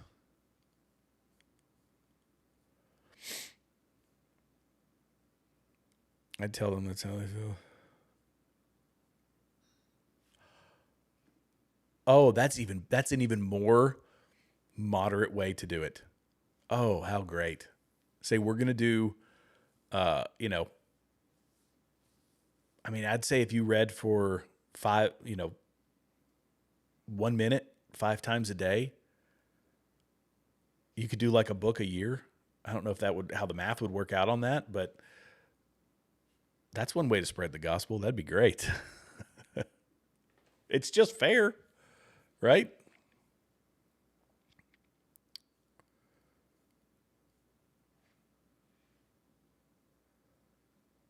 Oh, okay. So the church is just that close. That's cool.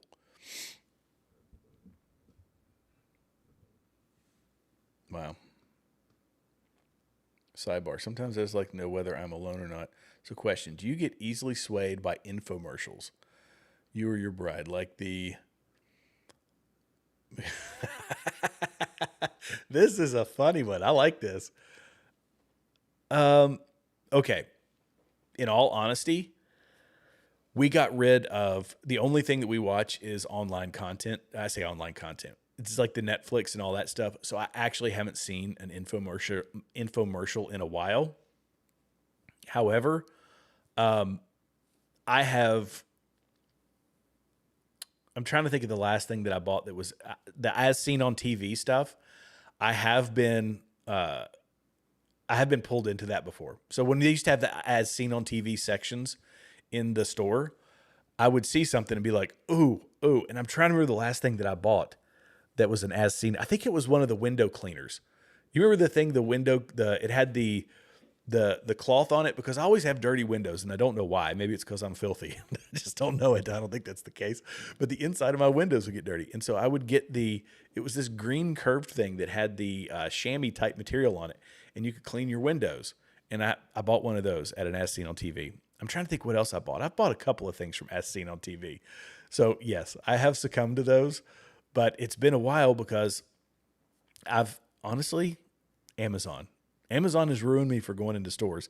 And that's a bummer for somebody whose father was a small business owner, whose wife was a small business owner, that had brick and mortar stores. I feel bad about my Amazon, reliance on Amazon, but it's the first place I go for anything and everything. So I'm just not, no, it wasn't ShamWow. It was a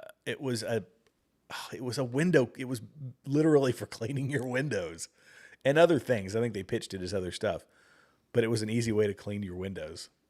Yeah. ShamWow is a great reference though. Those commercials, boy, that guy got in some serious trouble.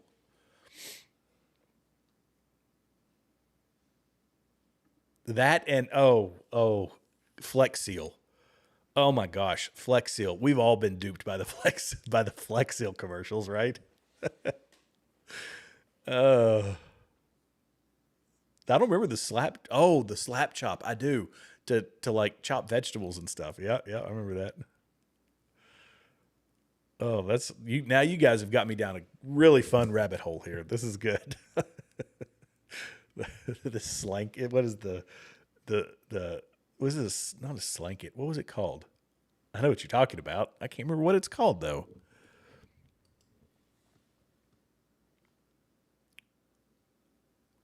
Oh, okay. Great point. This is why I say I need you guys to subscribe to this channel, to do, whatever you can to help share my content and help this channel grow. I really would love. I would love to do this full time. I'm in the video photo world. Guys, I'm telling you, the videography and photography will die in the next 5 years. There's going to be some exceptional cases where you might still want to use a videographer, but the AI is getting so stinking good.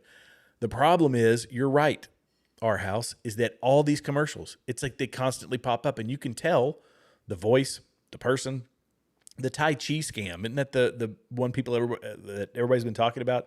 This Tai Chi scam. It's some guy who says, I'm 70 years old, and he looks like Bruce Lee in his prime.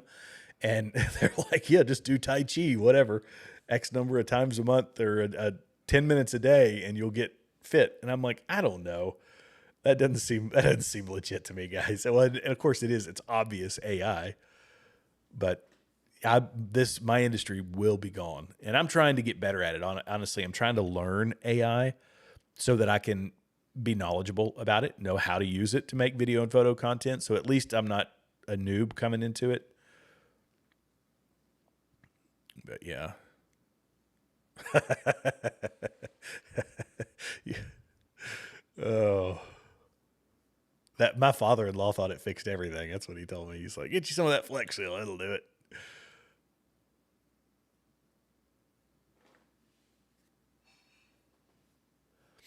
Oh, there it is. That's what it was. The one with the, yeah, that's it.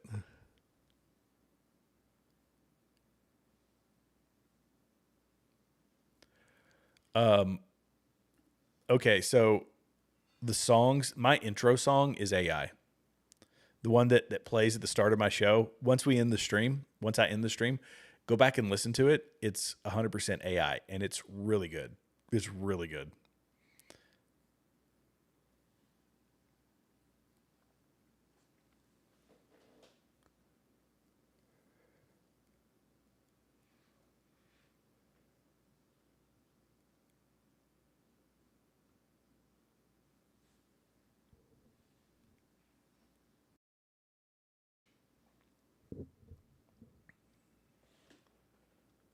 What about live events, though? Have you thought about that?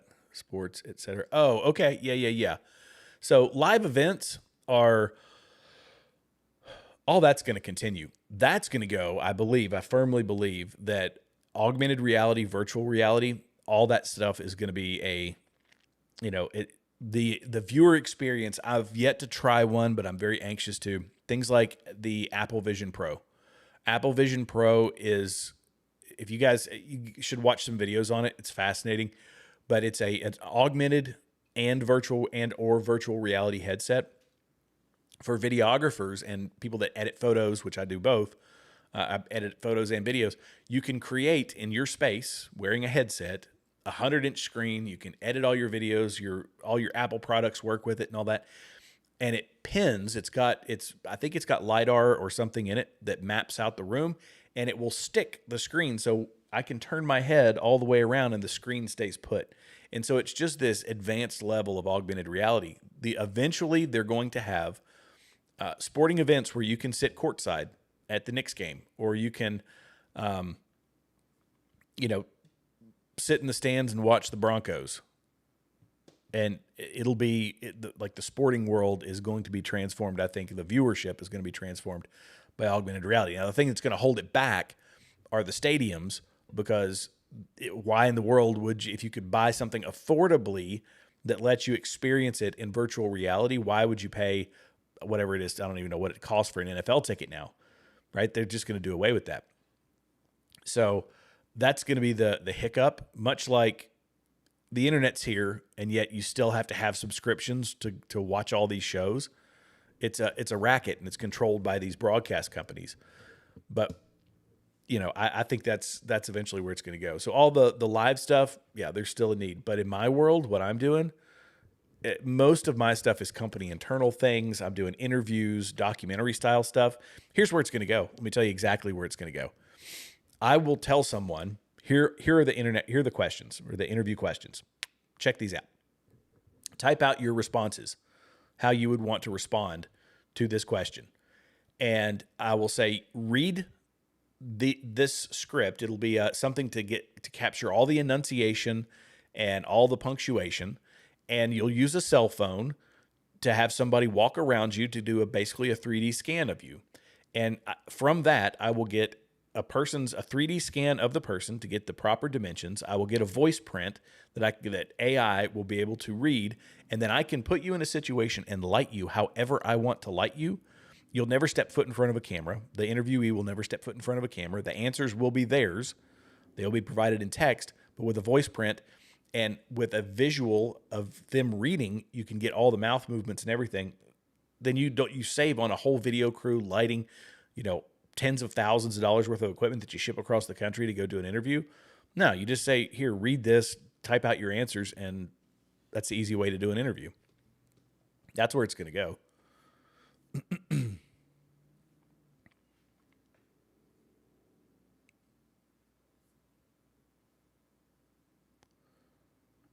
Well, you're missing a great conversation. We were talking about the Snuggie and all the the stuff at the I seen on TV stuff, Bronson. You're missing all this.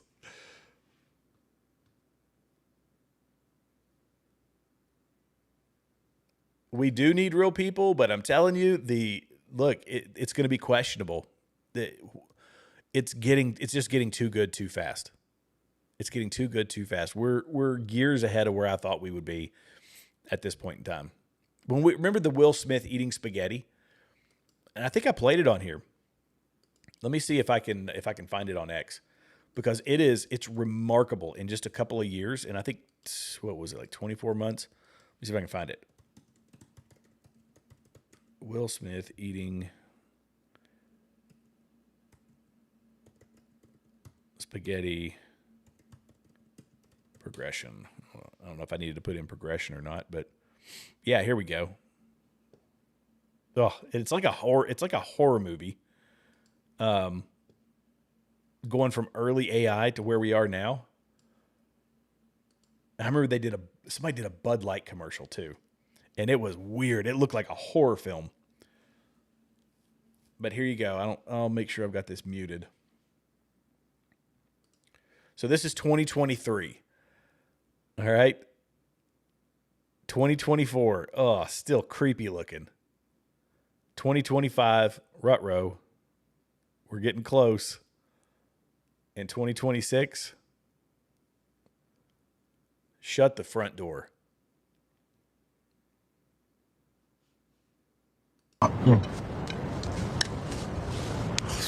Oh, that's hot. Let's do it with the audio. Uncle Bill, come try this. Oh, Fresh pasta.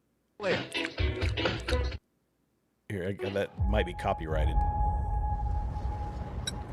So have you heard of Kling 3.0? I heard it can create multiple scene cuts like this with a single prompt. And it knows when to cut to whoever is talking. But did you know that all this audio was also generated with the same prompt? I guess I didn't, sir. Study harder, kid. Eat your spaghetti.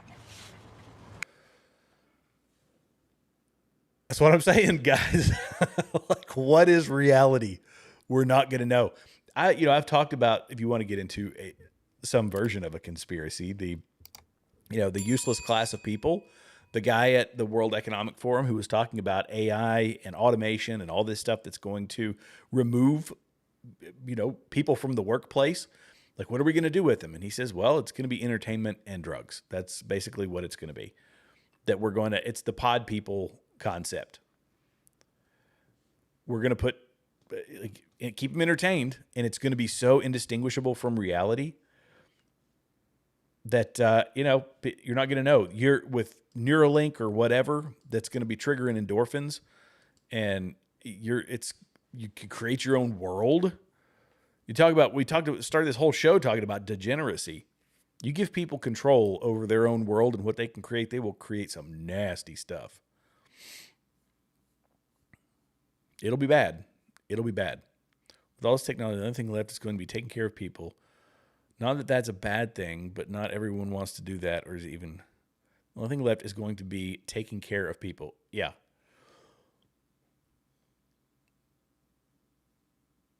Yeah. What do you do with someone whose job can be 100% automated and be more efficient?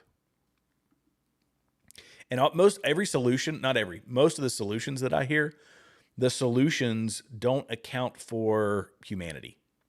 They say, well, you'll be able to spend more time on art, or you'll be able to spend more time on hobbies, or it's like, what about, none of that accounts for purpose. None of that accounts for purpose. And this is where Elon Musk is, I think, 100% wrong. He's talking about, we won't need money. We won't need this, like everything.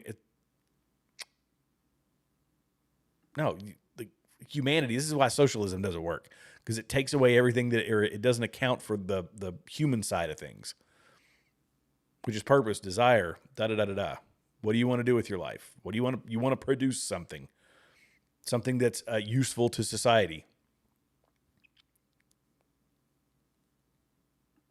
Many pastors and I agree this will be used by Antichrist and false prophets. Yeah, talking about the AI and all that. Yeah, look, when we've got worldwide internet access and we've got AI that's indistinguishable from reality, like this is deception territory.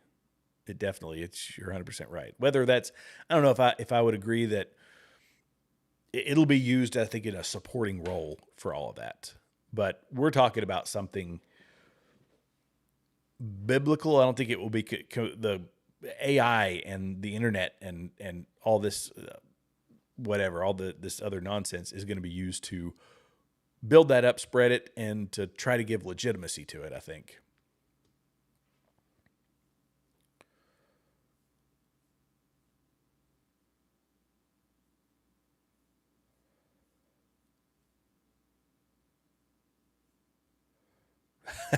Sorry, man, I have not once disagreed. Are you talking to me? All right, there you go.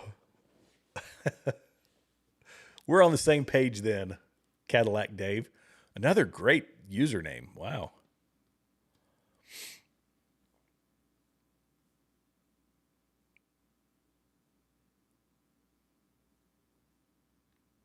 Nikki doesn't like the AI. Nope. Spooky. Right now you can, Future. You're right. Right now you can tell when it's AI, that there's certain movements of the mouth that aren't exactly right. And that'll get perfected. All those things will get perfected. They'll get rolled off and smoothed over, and you'll watch something. It's the fight scene, right? It's the cool thing. This is another part of it. Tom Cruise can be in movies for the next 40 years. Tom Cruise can sell his likeness to an AI company for $1 billion, and they'll sit here and churn out movies for the next 50 years of Tom Cruise. I mean, why not? I can already do. Burt Reynolds sold his voice to 11 Labs. I can make Burt Reynolds say whatever I want him to say right now for a small price, but a price that is, worth it. Let's see. I think it was Tom Cruise and Brad Pitt.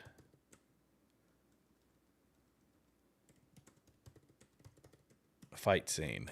I think that was it. Yeah, that was it. Oh, it's so gnarly. Here, I'm going to play this one too.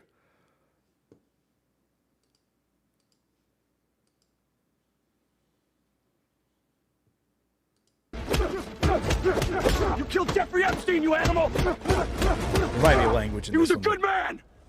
He knew too much about our Russia operations. He had to die, and now you die too. I mean, who's going to need actors? You don't. They're done. They're finished. Oh my goodness. You could create you could make somebody look any way you want them to look. You could create a whole new person. There's albums that have been created, guys, that have done well on the internet. And it's AI generated. It's absolutely AI generated.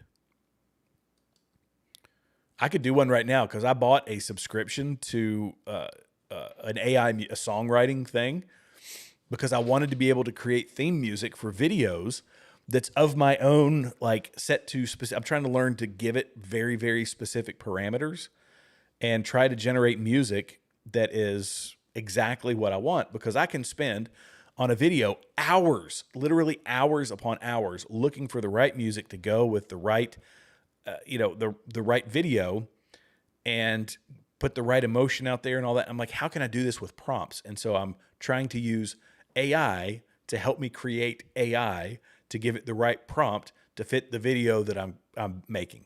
And it does a pretty doggone good job. In fact, this is kind of a spoiler. Bronson, if you're still on here, I've got one that I'm going to play next time you come on my show. There's a sneak peek for anybody who's still on an hour and 44 minutes into this live stream. That'll be a good one, and I will play it when he comes on. It's really great. I'm not completely anti-AI, but some of it feels so dystopian. Yeah, it does. I agree with that.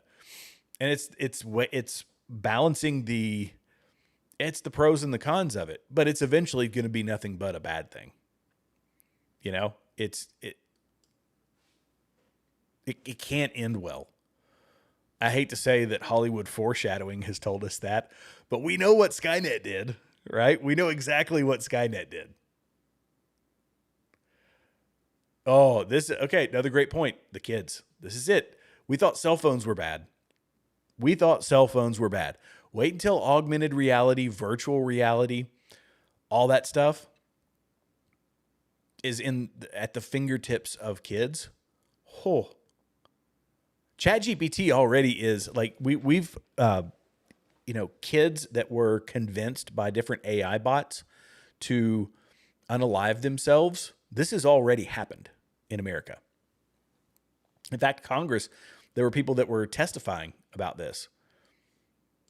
And it was telling them to keep secrets from their parents and to not talk about this problem and that problem. And who was it? It was a doctor who was talking about AI in medicine. And AI in medicine it's a huge thing because now they're trying to find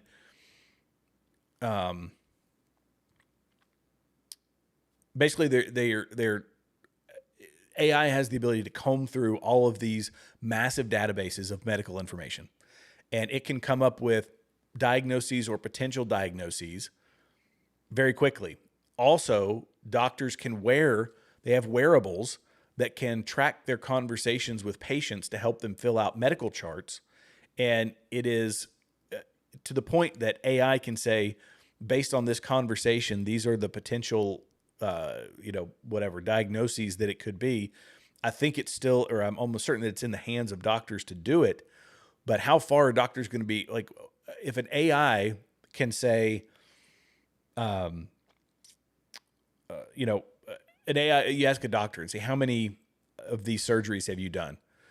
And the doctor says, I've done 1,000 surgeries. But then an AI that has access to robotics, which you can look at the Da Vinci there's the Da Vinci robot, which is 4 or 5 articulating arms that can have implements and tools. It can rotate in ways that a doctor's hands can't. There are no tremors, and a doctor sits across the room and manipulates the machine using foot pedals and hand pedals and finger motions and all this to do these laparoscopic surgeries using robotics. And they can do minute little incisions and minute stitches, things that are very difficult for a doctor to do. Well, the AI has access to the records for every surgery that's ever been done, every complication that's ever happened. At what point is the hospital industry going to say, we can have AI connected to a robot now that we've done it successfully, 1,000 times on animals, we can transfer that to humans, and it's going to be done more quickly, more efficiently. We still charge the same. Our profit margins go through the roof, and the doctor is left out of it. Now, I don't know that the hospital industry could ever, from an insurance standpoint, take humans completely out of it, but we're going to rely more and more and more on it. Like it's just part of it. I don't know how I got onto that tangent or what you guys said that got me onto it, but sorry, there was my departure. Oh yeah, none.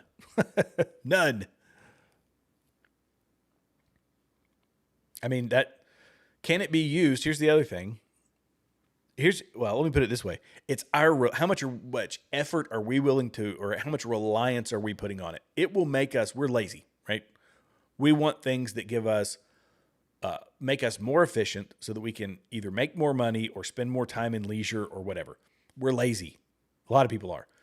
We're going to become more and more and more and more reliant on it. And we have to not do that. Or find the happy medium.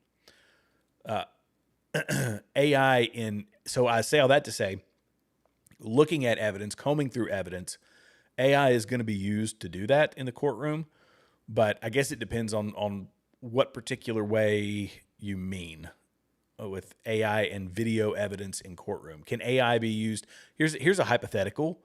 AI, say you've got grainy video. AI, we need you to enhance this video. Could AI, I've done this with photos.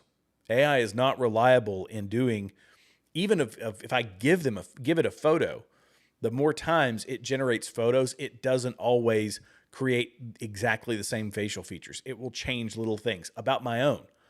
When I do the thumbnail for this video was done using AI. And I said, here, take this photo of me and generate this thumbnail.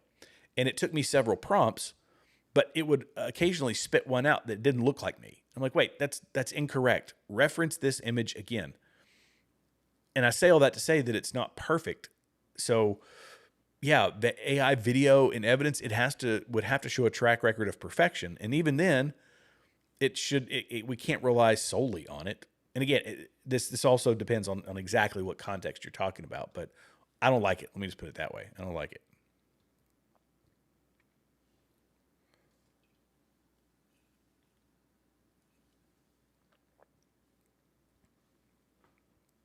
Hey, Lori Love's in here. Good to see you. Another great member of the channel. Thank you so much. I appreciate you. You're coming at the tail end. We've had a very interesting conversation tonight. We've gone a lot of different directions.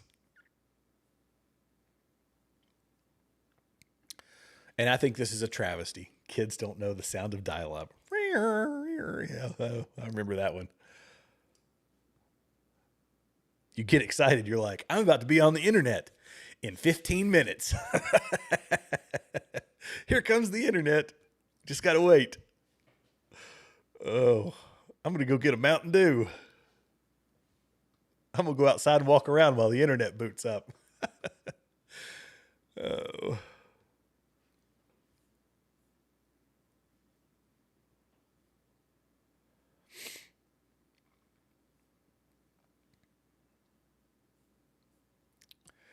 Well, and another thing that people are never going to know is, oh, wrong number. Hang it up. Do it again. Those were the good old days. Oh, man.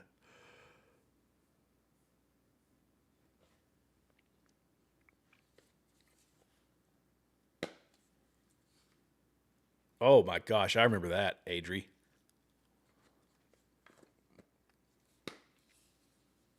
Oh, you're too kind, Lori. Thank you so much. I appreciate you.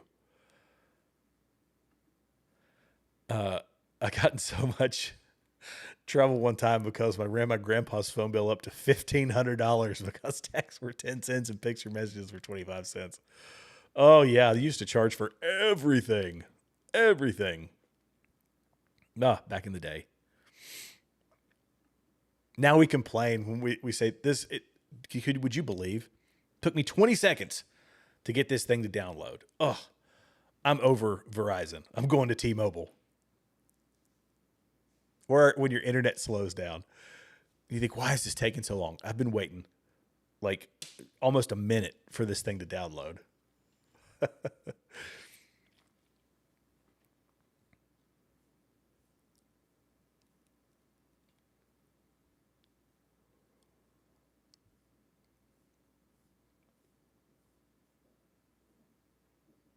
It's okay. We've had a good conversation tonight. It's been good.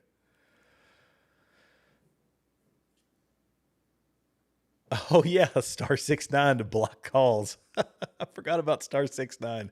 And what was the call back? It was *68? *6. There was another one you could like automatic redial.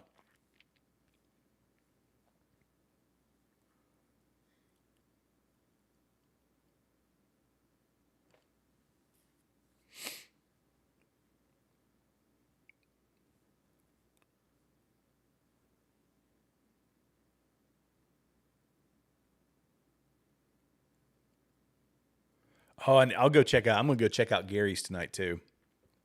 Yeah, who did he have on with Dom? Let's see. YouTube. Who did Gary have on? Oh, Gary over. Oh, he had Dom Luker on. Okay, yeah. Is it Luker, I think is how you pronounce it? He's an interesting cat. He's a pretty interesting cat. Yeah, and the I know I'm skipping around, guys. This is where we are in the show. We're skipping around. But so not just Mountain Dew, but remember was it Jolt Cola and the lawsuit? The guy that was supposed to win the Harrier jet? This recently was settled by, I think, Frontier Airlines. It's a cool story. Frontier Airlines, the guy had been fighting the lawsuit forever. He got however many 9 million points. Maybe it was Coca-Cola or Pepsi. I don't remember. But he was supposed to win a jet once he got Pepsi points or whatever it was. And he got enough points, and he never got the jet. They said, no, this was obviously a joke. Frontier Airlines just gave the guy like however many million miles, which basically means he could fly for free on Frontier for the rest of his life. That was a pretty cool story. And great advertising, by the way, for Frontier. So.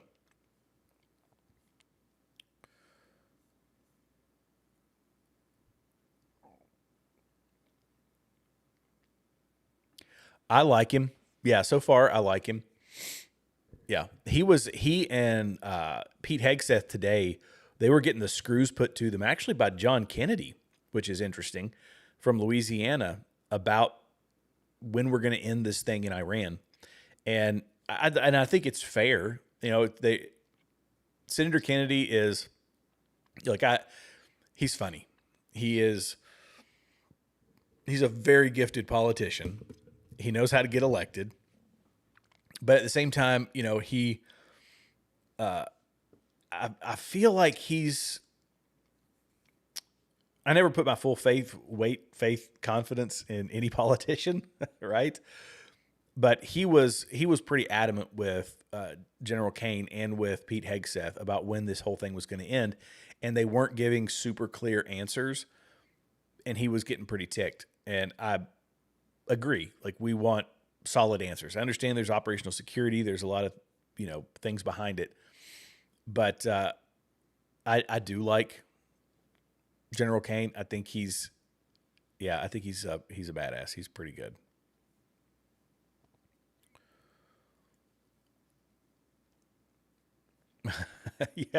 Yeah. We've covered a lot of topics. We've covered everything from Candace to golly, what else did I talk to?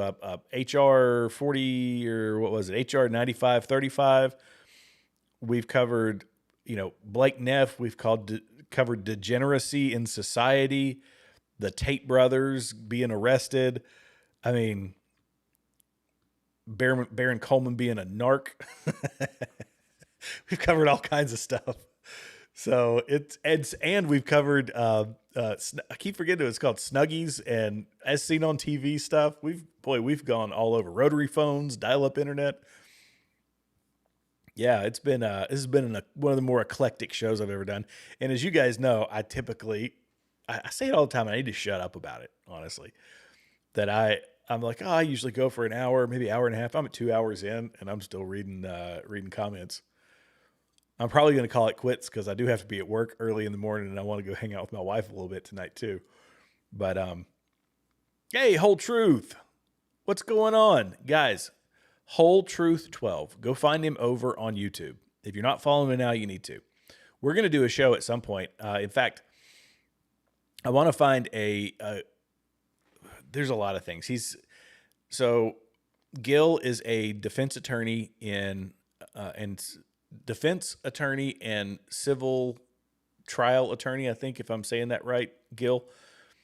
And he was very, very helpful during all the coverage of the preliminary trial, or preliminary hearing, rather. So we need to do one. I'm going to pick your legal brain, your lawyer brain, Gil. But yeah, go over and follow Gil. He's a growing YouTube channel, and he needs everybody's support. Hey, Infoy! You've been sitting there quietly, and at least I haven't seen many of your chats. That's good. I'm glad you enjoyed the chat tonight. Thank you for being a member as well. I really appreciate it. Oh, there you go. Thanks. Future put Gil's channel down in the chat. So go check it out down there. Definitely got to watch. Wish I had Lynn. Still wish you had a landline. No. Wireless is where it's at. I want everything to be wireless. I can't wait until they have wireless power. Because when I like the way I have I'm very blessed to when my wife and I bought this house and we wound up having to do a complete gut job. We gutted the place down. We didn't expect to. We thought, we're going to do a couple of these renovations. We had a very modest budget, but we were going to make some nice changes to it. We wound up taking the place completely down to the studs. Complete rewire, complete replumb. It was a disaster underneath, and it's give me PTSD just bringing it up.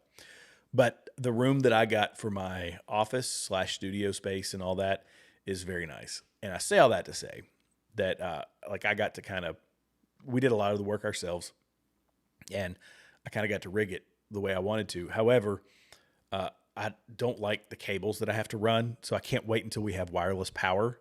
And when that happens, I'm going to be full wireless. There will be no wires anywhere.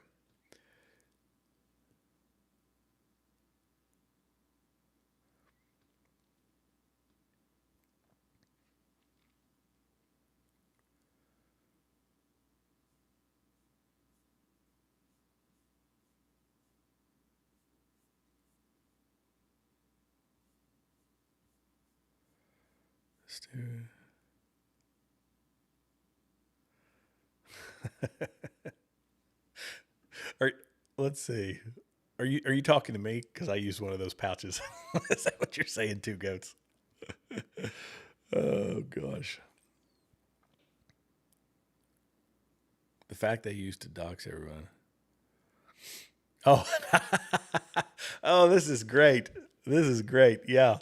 Everybody was doxxed. There was no hiding. I mean, you could say I don't want my name in the phone book, but it's frightening what you can find on the internet for free now, too. That's the crazy part. For free. Just like, it's wild. We says on with that one because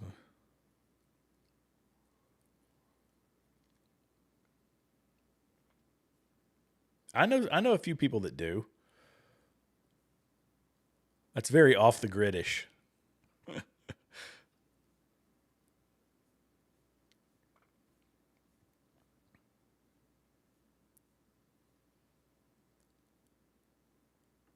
Thanks, Gil. Appreciate it, brother. I appreciate it.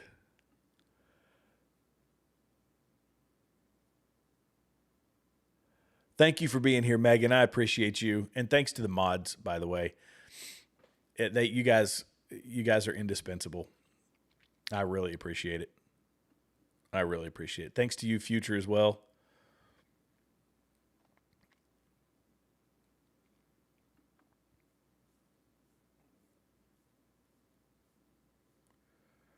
You all are great people here. Yeah, I got a great chat. Y'all are awesome. We get bombarded with the trolls every now and then. It just depends on what we're talking about. You know, it's just it just depends. And it's okay. It's just when it's the all caps and it's just over and over again. You're like, clearly you're copying and pasting this. Like, it's very frustrating. Let's see. Who, me? I'm 45, bro. I definitely know about rotary phones. You're not talking to me about me, are you? No, I'm not 30. I wish I was 30. Oh, I'd give anything to be 30 again. Yeah.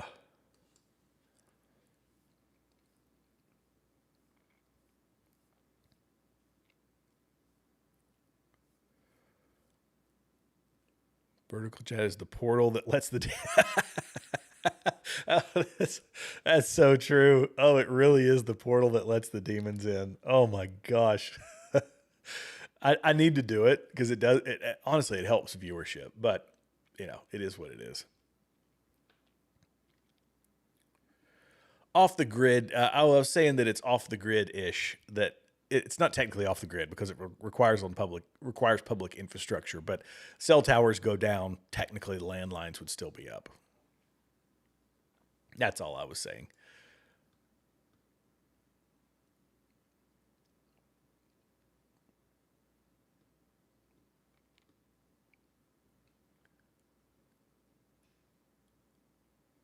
Thanks, Two Goats. And thank you for being a regular dude can relate to. Putting out good, honest content, you rock. You're awesome. Thank you so much. And I appreciate you guys. Look, there'd be 0 point in me doing this if you guys, I mean, I guess there would still be a point because I feel like I'm called to do it. But I appreciate you guys chiming in and coming and watching me. Like, I'm so grateful. Every time I turn it on and people start popping up, and I'm like, man, so cool. Great people coming here to hang out. Thanks for wondering. I know the chat was so sane tonight. It's very enjoyable.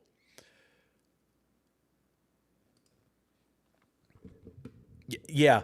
Okay. And Bronson has told me that I need to do this. I've asked him and I say, man, it's just like, you get on here and I like to be this.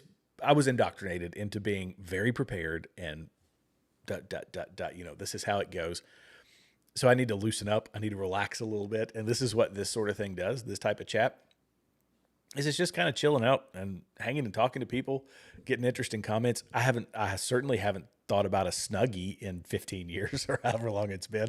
So it's fun. It is. It's very enjoyable. And that's what I like about Bronson's chat too. He does this. He does it pretty regularly that, yeah, here, we're going to sit here and listen to this, or we're going to watch this. And then he's sitting there just addressing comments. And admittedly, I get into his comments a fair amount because it is fun. I mean, it's just enjoyable. So I appreciate you guys hanging with me for this. I know what I wrote on one of your podcasts I missed. Yeah.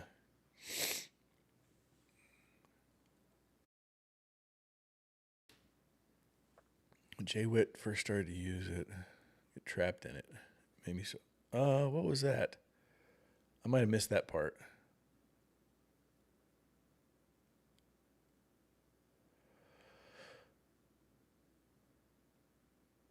I know what I wrote on one of your podcasts I missed. Yeah, they didn't care for what I had to say.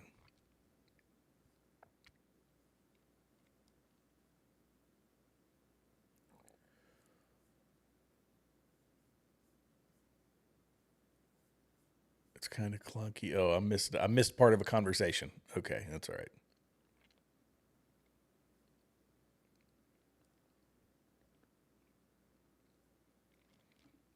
It's necessary to join a chat like this after seeing all the hatred and ridiculous nonsense online to remind myself that most people are decent. Yes, and Gil, here's what I'll tell you. This is just some perfectly free, unsolicited advice. When your channel is small, you get attacked. The bots, the trolls, it can be so disheartening. In fact, when I first decided I was going to do live streams, and I had 100 people that had subscribed to me. Most of them weren't coming to my live stream. And I would do a live stream to 2 people or 1 person or 0 people sometimes. And this is especially when I was in my YouTube, whatever you want to call it, timeout, or they stuck me in the bad boy corner. And I would get people that would come in and flood my chat with nothing but absolute hate. And then people would come, every video that I posted, it'd get 20 views. And people would come and just absolutely, just the most insulting, vile, you suck, you're an idiot, you're a this, you're a that. I mean, just unleash vitriol. And the first couple times that it happened, this is where you have to be so confident in yourself that, look, I'm not the brightest bulb on the Christmas tree. I'm not perfect. I'm going to get things wrong, but I certainly know that I'm not what they're saying about me. So what I tell people is get through the hate. And Cletus McFarland talked about it. If you guys never watched Cletus McFarland, he's got a huge millions upon millions of subscribers.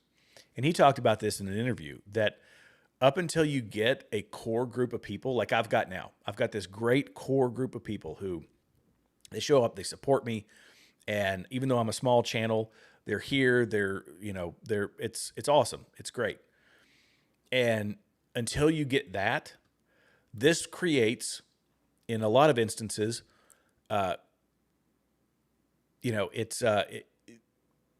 basically it's the gutless people who come in on a stream that has 2 people watching and they just bomb all this stuff just insults and all that mess at you, which doesn't bother me now. Interestingly enough, it's like, I kind of laugh at it, but once you get to that audience, you're like, okay, I've got a group of good people. Like, there's good people out here. The internet's not full of those trolls and that sort of thing, but you kind of have to figure that out. I hope I made a decent point there, but anyway.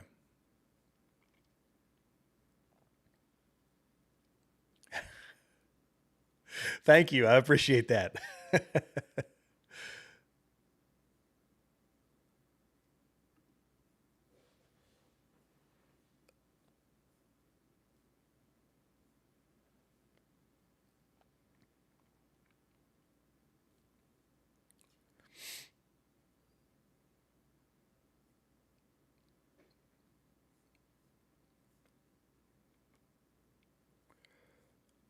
Oh, dude, Slap Chop. It was the thing where you could still buy them. They're just by different names. You could like cut up vegetables. It would sit on the table and you would like work this. I have to be careful because I'll make a meme out of something here. But you basically, it would sit there and like chop up vegetables and things on the table. Yeah.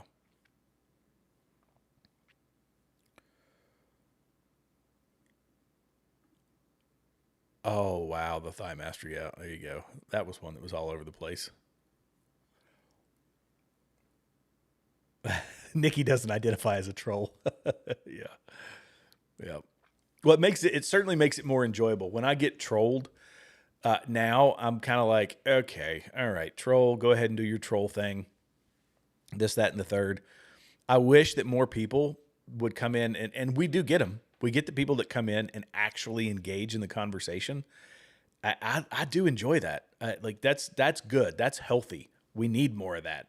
But if you just want to come in and say, you stupid blankety blank Zionist blankety blank with your $7,000 checks and your 7,000 shekels, and it's like, all right, that's so low IQ. It's just frustrating. There's no point in talking to somebody like that. I try to say, at least be calm-headed about it and say, look, man, like give me an actual point, or gal, or whatever. Give me an actual point. What's your actual argument? You know? And if they can't produce something, then fine, just leave. What are you doing here? Like, is it just fun for you to come in here and make a bunch, I mean, I guess it is. just stirring the pot, kicking up dust.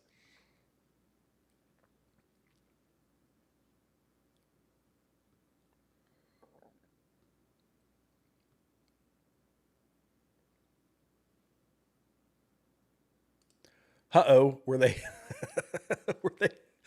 oh, was this over on Gary's channel?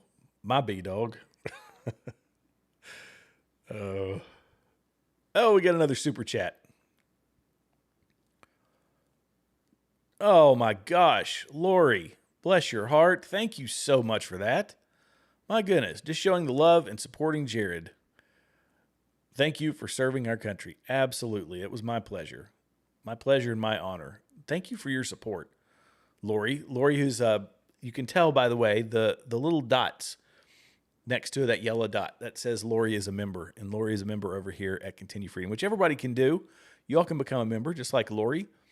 But look, guys, you know, I rely on, people think that, you know, I don't get a ton of viewership, right? I'm still a small channel.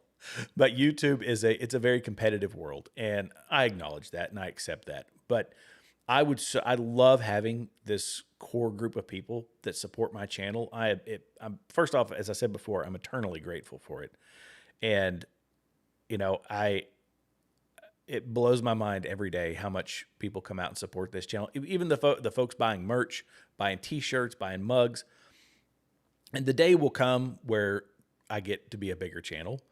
But part of me says, I just love it this way. even though if you want to do it for a living, you got to have a big channel. But golly, your guys' support is it's awesome. Thank you, Lori. I appreciate you. And that's another thing I don't ever want to get away from. You know, when I'm a big channel, if that day ever comes, not just super chats. Somebody mentioned that to me, that they're grateful that I respond to everybody's chats. And I want to, because, you know, to keep the channel going, you know, it takes obviously memberships, and it takes things. YouTube doesn't like conservatives. And one day, the day will come where I say, okay, I'm going to have to go to Patreon, because they'll start locking, putting the screws to anybody who is, opposed to them politically. Sadly, it's the world that we live in now. You got the number 1 and number 2 search engine in the world owned by the same company. They control a massive amount of information. All the other social media companies controlled by leftists. So it's the progression, but I'm just grateful that I've got an audience like you guys that's here to support me. Thank you, iRule. Yeah, you guys sharing the content, it's super helpful. That's a big component of it. In the algorithm, look, you guys have been hanging with me for, just to tell you how important this is. Videos like this do well because you guys, look, we're engaged. We're talking, we're having a conversation, we're laughing, we're joking, we're having a good time. But the longer people stay on, the better the algorithm says, well, people are engaged in this content. Let's show it to more people show up, and then you engage with it, you comment, and it juices the algorithm, and it helps. It helps in the long run.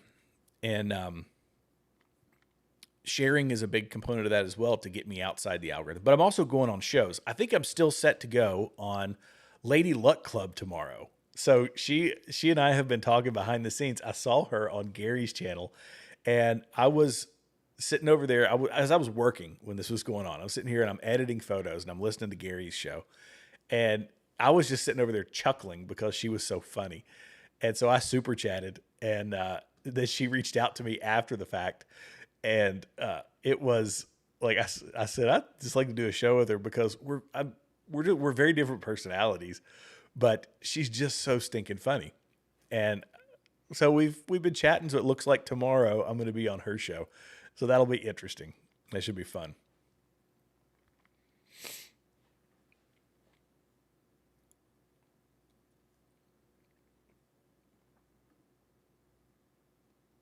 Yep, that's the plan. I'll be on Lady Luck Club tomorrow. I think 7 p.m. Eastern, I think is when I'm going on.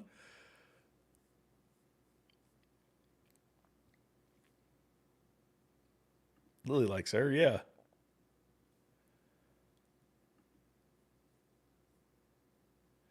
She is a hoot. She is an absolute hoot. She is so funny. She is very funny. So we'll see. Yeah, we'll see how it goes. I'm excited.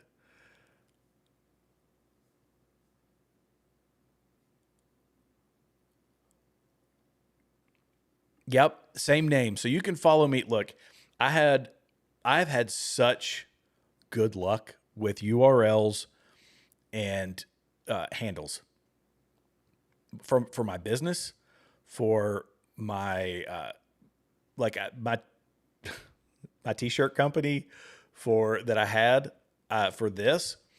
When I've come up with a name, I've never not been able to get it on email and across all social media. It's really, that's you guys know how unusual that is. But I said, oh, Devout American, and it just kind of came to me. Devout American is my t-shirt company. But that came to me, and I was like, oh, there it is on Instagram. There it is on X. There it is on YouTube. There it is. And so I went and got Facebook, everything. And then I said, well, Continue Freedom, because I'm going to do something different with the Devout American channel. But I said, oh, Continue Freedom.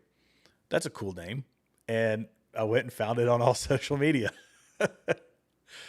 It's really wild. It's going to be 7 p.m. I think is the time. 7 p.m. Eastern is when I'll be on.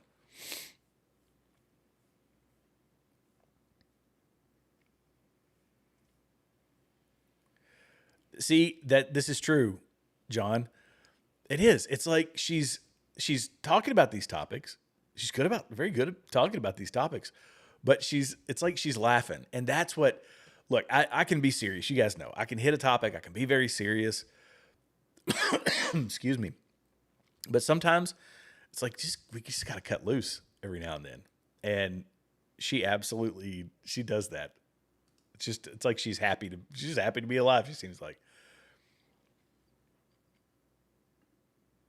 Oh, cool. Oh, that's great. So she's going to have guests 2 days in a row. All right. I'll be sure to talk you up, Gil.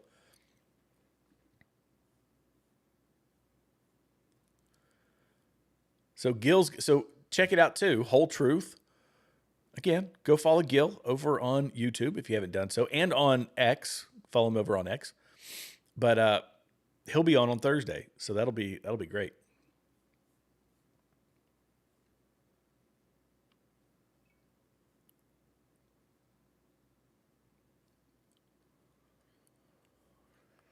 I had to step away from kind of stuff for a night anyway. I will literally darken your soul and just make you depressed if you don't. Yeah, this is true.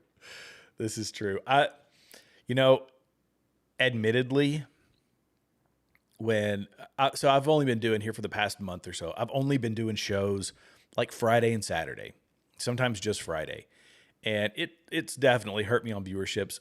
YouTube will actually start removing subscribers from you the less you post. But I've just had too much work. I typically work, in a typical week, bare minimum 60 hours, but that's a pretty good week. 80 hours plus, any given week, 100 hours. That's all I do. And so fitting in shows, which is what I love to do, is really hard. But when you need content and you want to talk about something, there's never a shortage of it when it comes to Candace.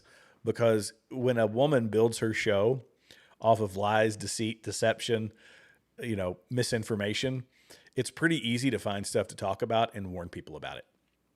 I'm being honest. It's pretty easy to do. And I don't follow it as closely as some of these other folks. Gary, Bronson, Artie, those guys at Jay Witt, they can walk circles around me with the intricate details of everything that's been going on. And to that I say, if you want the full, I look at things, I tend to shape most of what I talk about through morality. That's kind of my shtick, I guess you want to say. When it comes to the, facts of all that stuff and the intricate details of the case, go to Gary. Go to Bronson, go to Jay Witt, go to Artie. They know the ins and outs of it. If you want legal advice, go to Gil at The Whole Truth.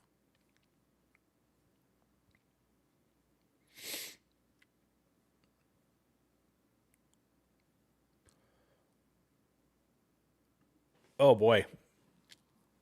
You like X more than YouTube?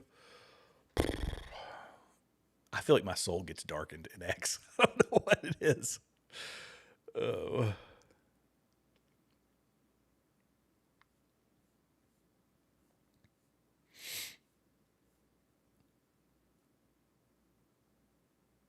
Oh, that can happen. I have to actively avoid shorts. I get that formula that they have, whether it's shorts, reels, that dopamine hit. My goodness, talk about something that keeps you out of REM sleep. That will do it through and through. That will absolutely crush you. And I feel like I get into the same thing on X. It's that feed. It's just constant over and over again. Whew.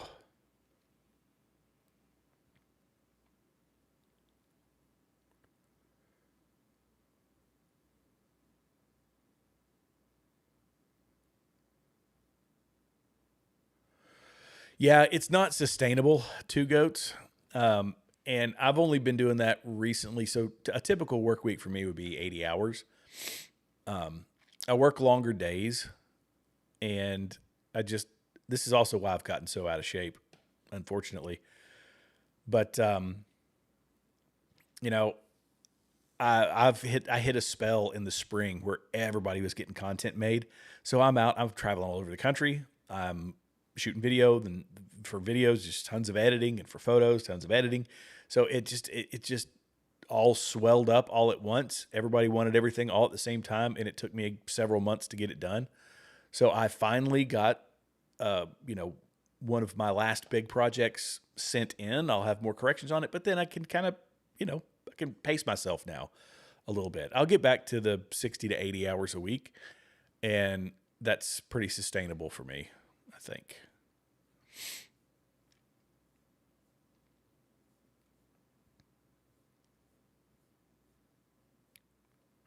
Yeah, you're not the only one. Yeah, you're not the only one.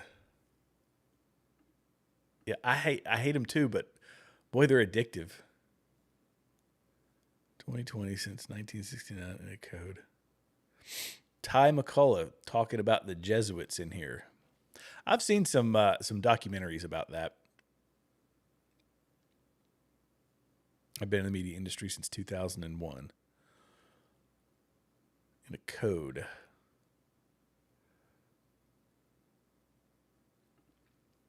Some of our founding fathers had some pretty serious concerns about Jesuits. I don't know. I don't know enough about it.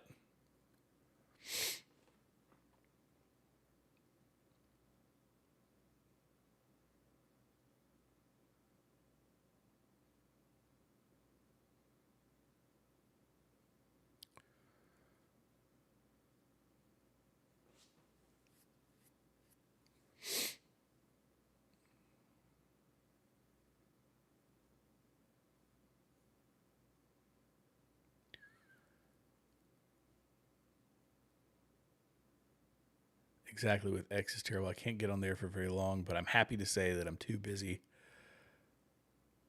for that nonsense. Yeah.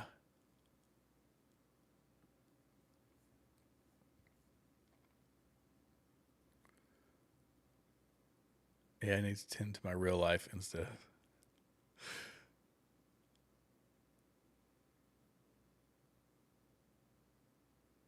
I need.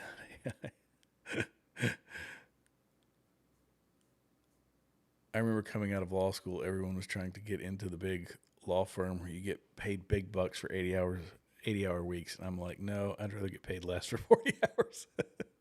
It's so much better for your long-term health. I understand scaling a business that kind of my bread and butter has been as a solo entrepreneur, but using contractors when I need additional contractors to do work. I never take on large scale productions. I don't take on a production that myself and one or two other people can't handle. So the money's not as massive, but when you're running your own small business, and that's the thing, is I have contracted time with people that I've guaranteed them certain amounts of time. Plus I'm also trying to, which that was a tough decision to make, but it's guaranteed. And then to take on additional work, so because that's for 20 hours a week, and then I have the rest of the week to fill with all the other things that go with the business. It's just impossible to still take additional projects and move my committed hours around and, not turn down work, because in my world, it also ebbs and flows. There's times where it's very, very busy, and there's times where it's peaks and troughs. And to keep it consistent, I can't get by on less than 60 hours a week. It's impossible. Plus trying to do this, believe it or not, this takes time. And,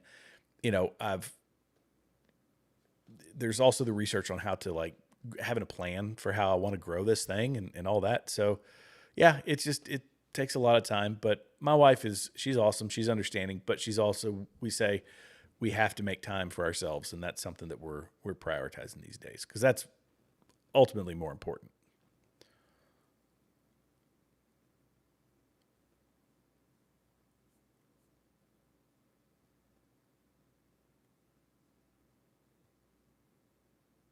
Okay, I work for a company that builds ships for the Navy down here where the Nolan Wells case is taking place.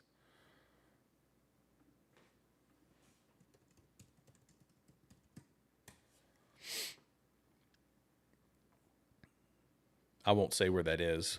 I was just curious. I assumed that it was I don't know, where all do they build ships? They still build them in Norfolk and places like that? I don't even know.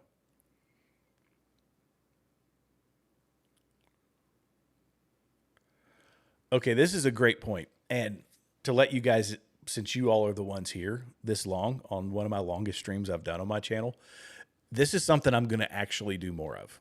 And it doesn't get you a ton of traction. But if I've got regular viewers that can get good information that's not just the vitriolic, hateful stuff, I really feel called to bring more of that content. And I'm working on it. I'm trying to figure out the best way to do it and to entice people to come on, because I am a smaller channel. But you are 100% right. The good news doesn't sell. Good news isn't popular. But at the same time, there's great people out here doing great things, and it should be highlighted. But how do you make that content where there's still excitement around it? There's still maybe suspense or intrigue, but the message that you're something that will keep people, because you could keep people engaged, because you could sit here and just talk about fluffy stuff, and it does get boring. Let's be honest, it gets boring. But how can you shape these stories of people and find the right people that have these stories to tell, that have a positive, like the end is positive. It's not just doom and gloom. I am 100% convicted to work on more of that. And I think that you guys will enjoy it, because we'll still talk about the controversial things. We'll still talk about whether it's the cultural issues, the political issues, the, societal woes and all the things that we discuss, but have a reprieve at some point where we say, good news story, good thing that somebody's doing. Because there is a lot of that out there. And I've come across people doing that. Just start yelling. That's one way. If you just yell a bunch of nonsense into a microphone, people will listen. They'll say, yeah, that guy. I like that. He's pissed off. I like pissed off. I think that's what you were talking about. Oh, man.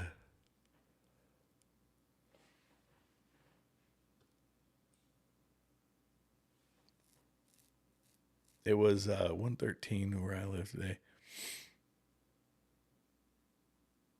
What the what? Okay. There's only a few places you could live. I won't call it out, but my gosh. I've experienced 113, but I think the only place I've experienced that kind of heat was in Iraq. I don't think I've ever seen 113 in the States. I've been close to it in West Texas. Yeah, that's right. Bronson knows how to get that algorithm going. Just yell, man. Just yell. Go full blown Alex Jones. I will not be taking my shirt off on the internet. He's not afraid to. This guy ain't doing it. Maybe I get back in shape. I might do it. Fling it off and start whooping and hollering. I am still live, Ben. Oh my gosh. Obscure moderator. I am absolutely still live. And I'm not trained for it, because the last live stream I did that was multi-hour, where I talked this much because I'm sitting here just ba ba ba ba ba ba ba.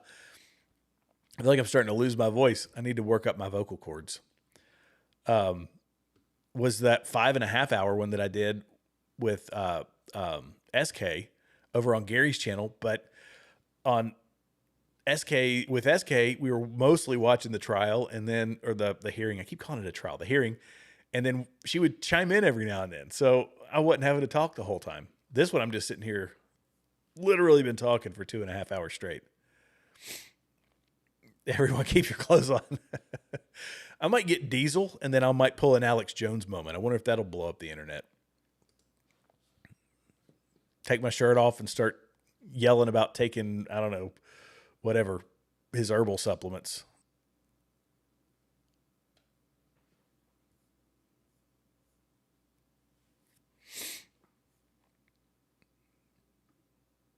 Texas or Arizona. Yeah, I mean, gosh, those triple digits. It's brutal. No, no, guys, it's a dry heat, right? It's a dry heat. It's not that bad.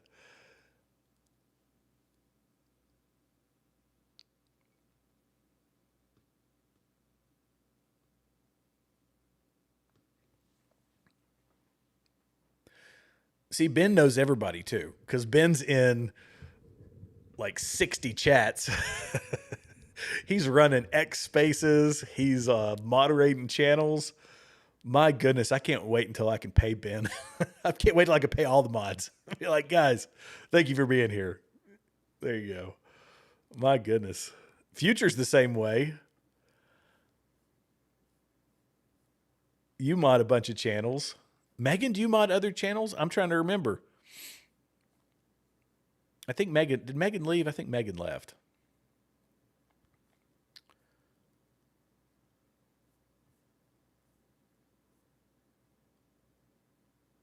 Yeah, hey, as a guy who lived in Louisiana for 5 years, 5 years I lived in central Louisiana, Fort Polk, Louisiana.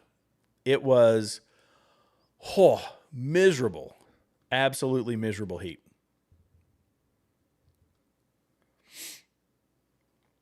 No, Ben doesn't care. He loves attention.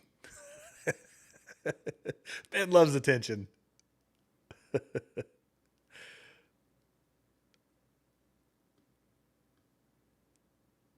Okay, Megan mods several too. See, I kind of poached you guys because you came over here, you started helping me on my channel. I'm like, these guys are awesome. I'm just going to make them mods. And I did this not knowing if there's I want to be clear with the mods because you guys are on. I've got most of my mods on right now. That I don't have particular expectations for you guys. I didn't realize how much when I made you all mods, how much work that there is in it, keeping track of chats when somebody's going live and just getting, the bombarding. Megan has been absolutely killing it when I do a vertical stream and she's over there in the chat and she's like, it's nuts over here. Sometimes when I'm talking about stuff that gets people really riled up, and part of me is like, oh, I feel kind of bad. I made them mods and it takes work. You got to really stay, focused on what's going on in the chat. But you guys are awesome. I appreciate you doing it. Y'all are great. Yeah, Ben is super obscure moderator. Oh, okay, that's right. That's right. Megan went to go mod another channel. That's right. I remember seeing that in the chat.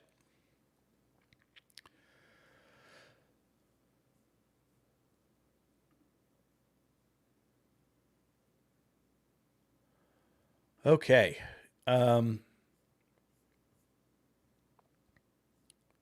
All right, Texas Motherbird's here too. Y'all are coming in at 2.5 hours. I'm about to call it quits because my throat is actually starting to get tingly. Great strategy, Jared. I don't know what I'm talking about or what you're talking about. Let's see.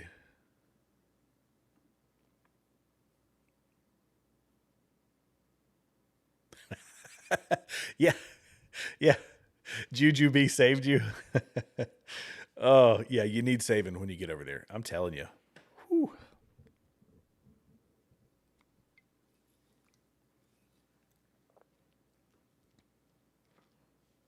Zapping trolls. I personally have only banned a couple of people. Not a ton.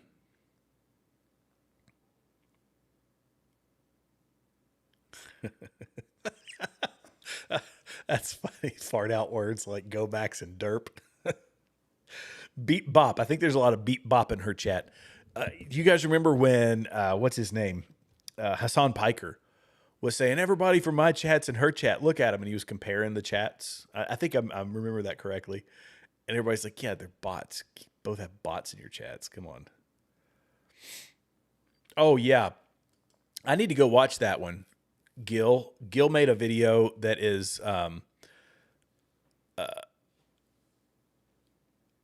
he was doing it. I think you said he was going to do Gil, you could give an explanation of it in here. But yeah, he was supposed to do one that's kind of outlining the preliminaries and all that. It was going to be interesting. It's good to get a lawyer's perspective because I ain't a dadgum lawyer, Those guys have the expensive degrees and that they have it for a reason.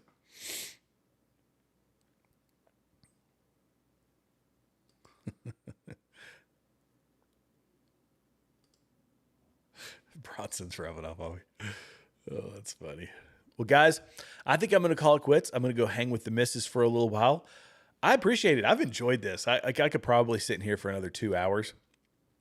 But I'm going to go try to calm my mind a little bit before I get up and be at work early tomorrow morning. Okay. Never mind. Before I said this, I'm going to, actually, I haven't finished the PowerPoint. I want to get it done by my stream with Gary on Friday. Okay, there you go. Oh, that's right. We're doing, let me look at that because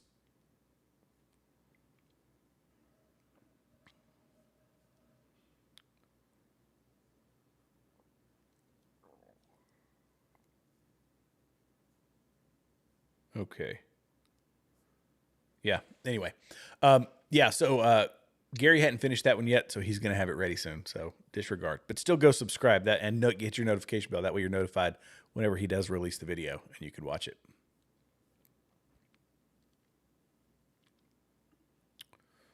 Yeah. Oh. Yeah, Gil is the whole truth. And he's going to be on Gary's show on Friday, so go check that one out. I love giving free shout-outs.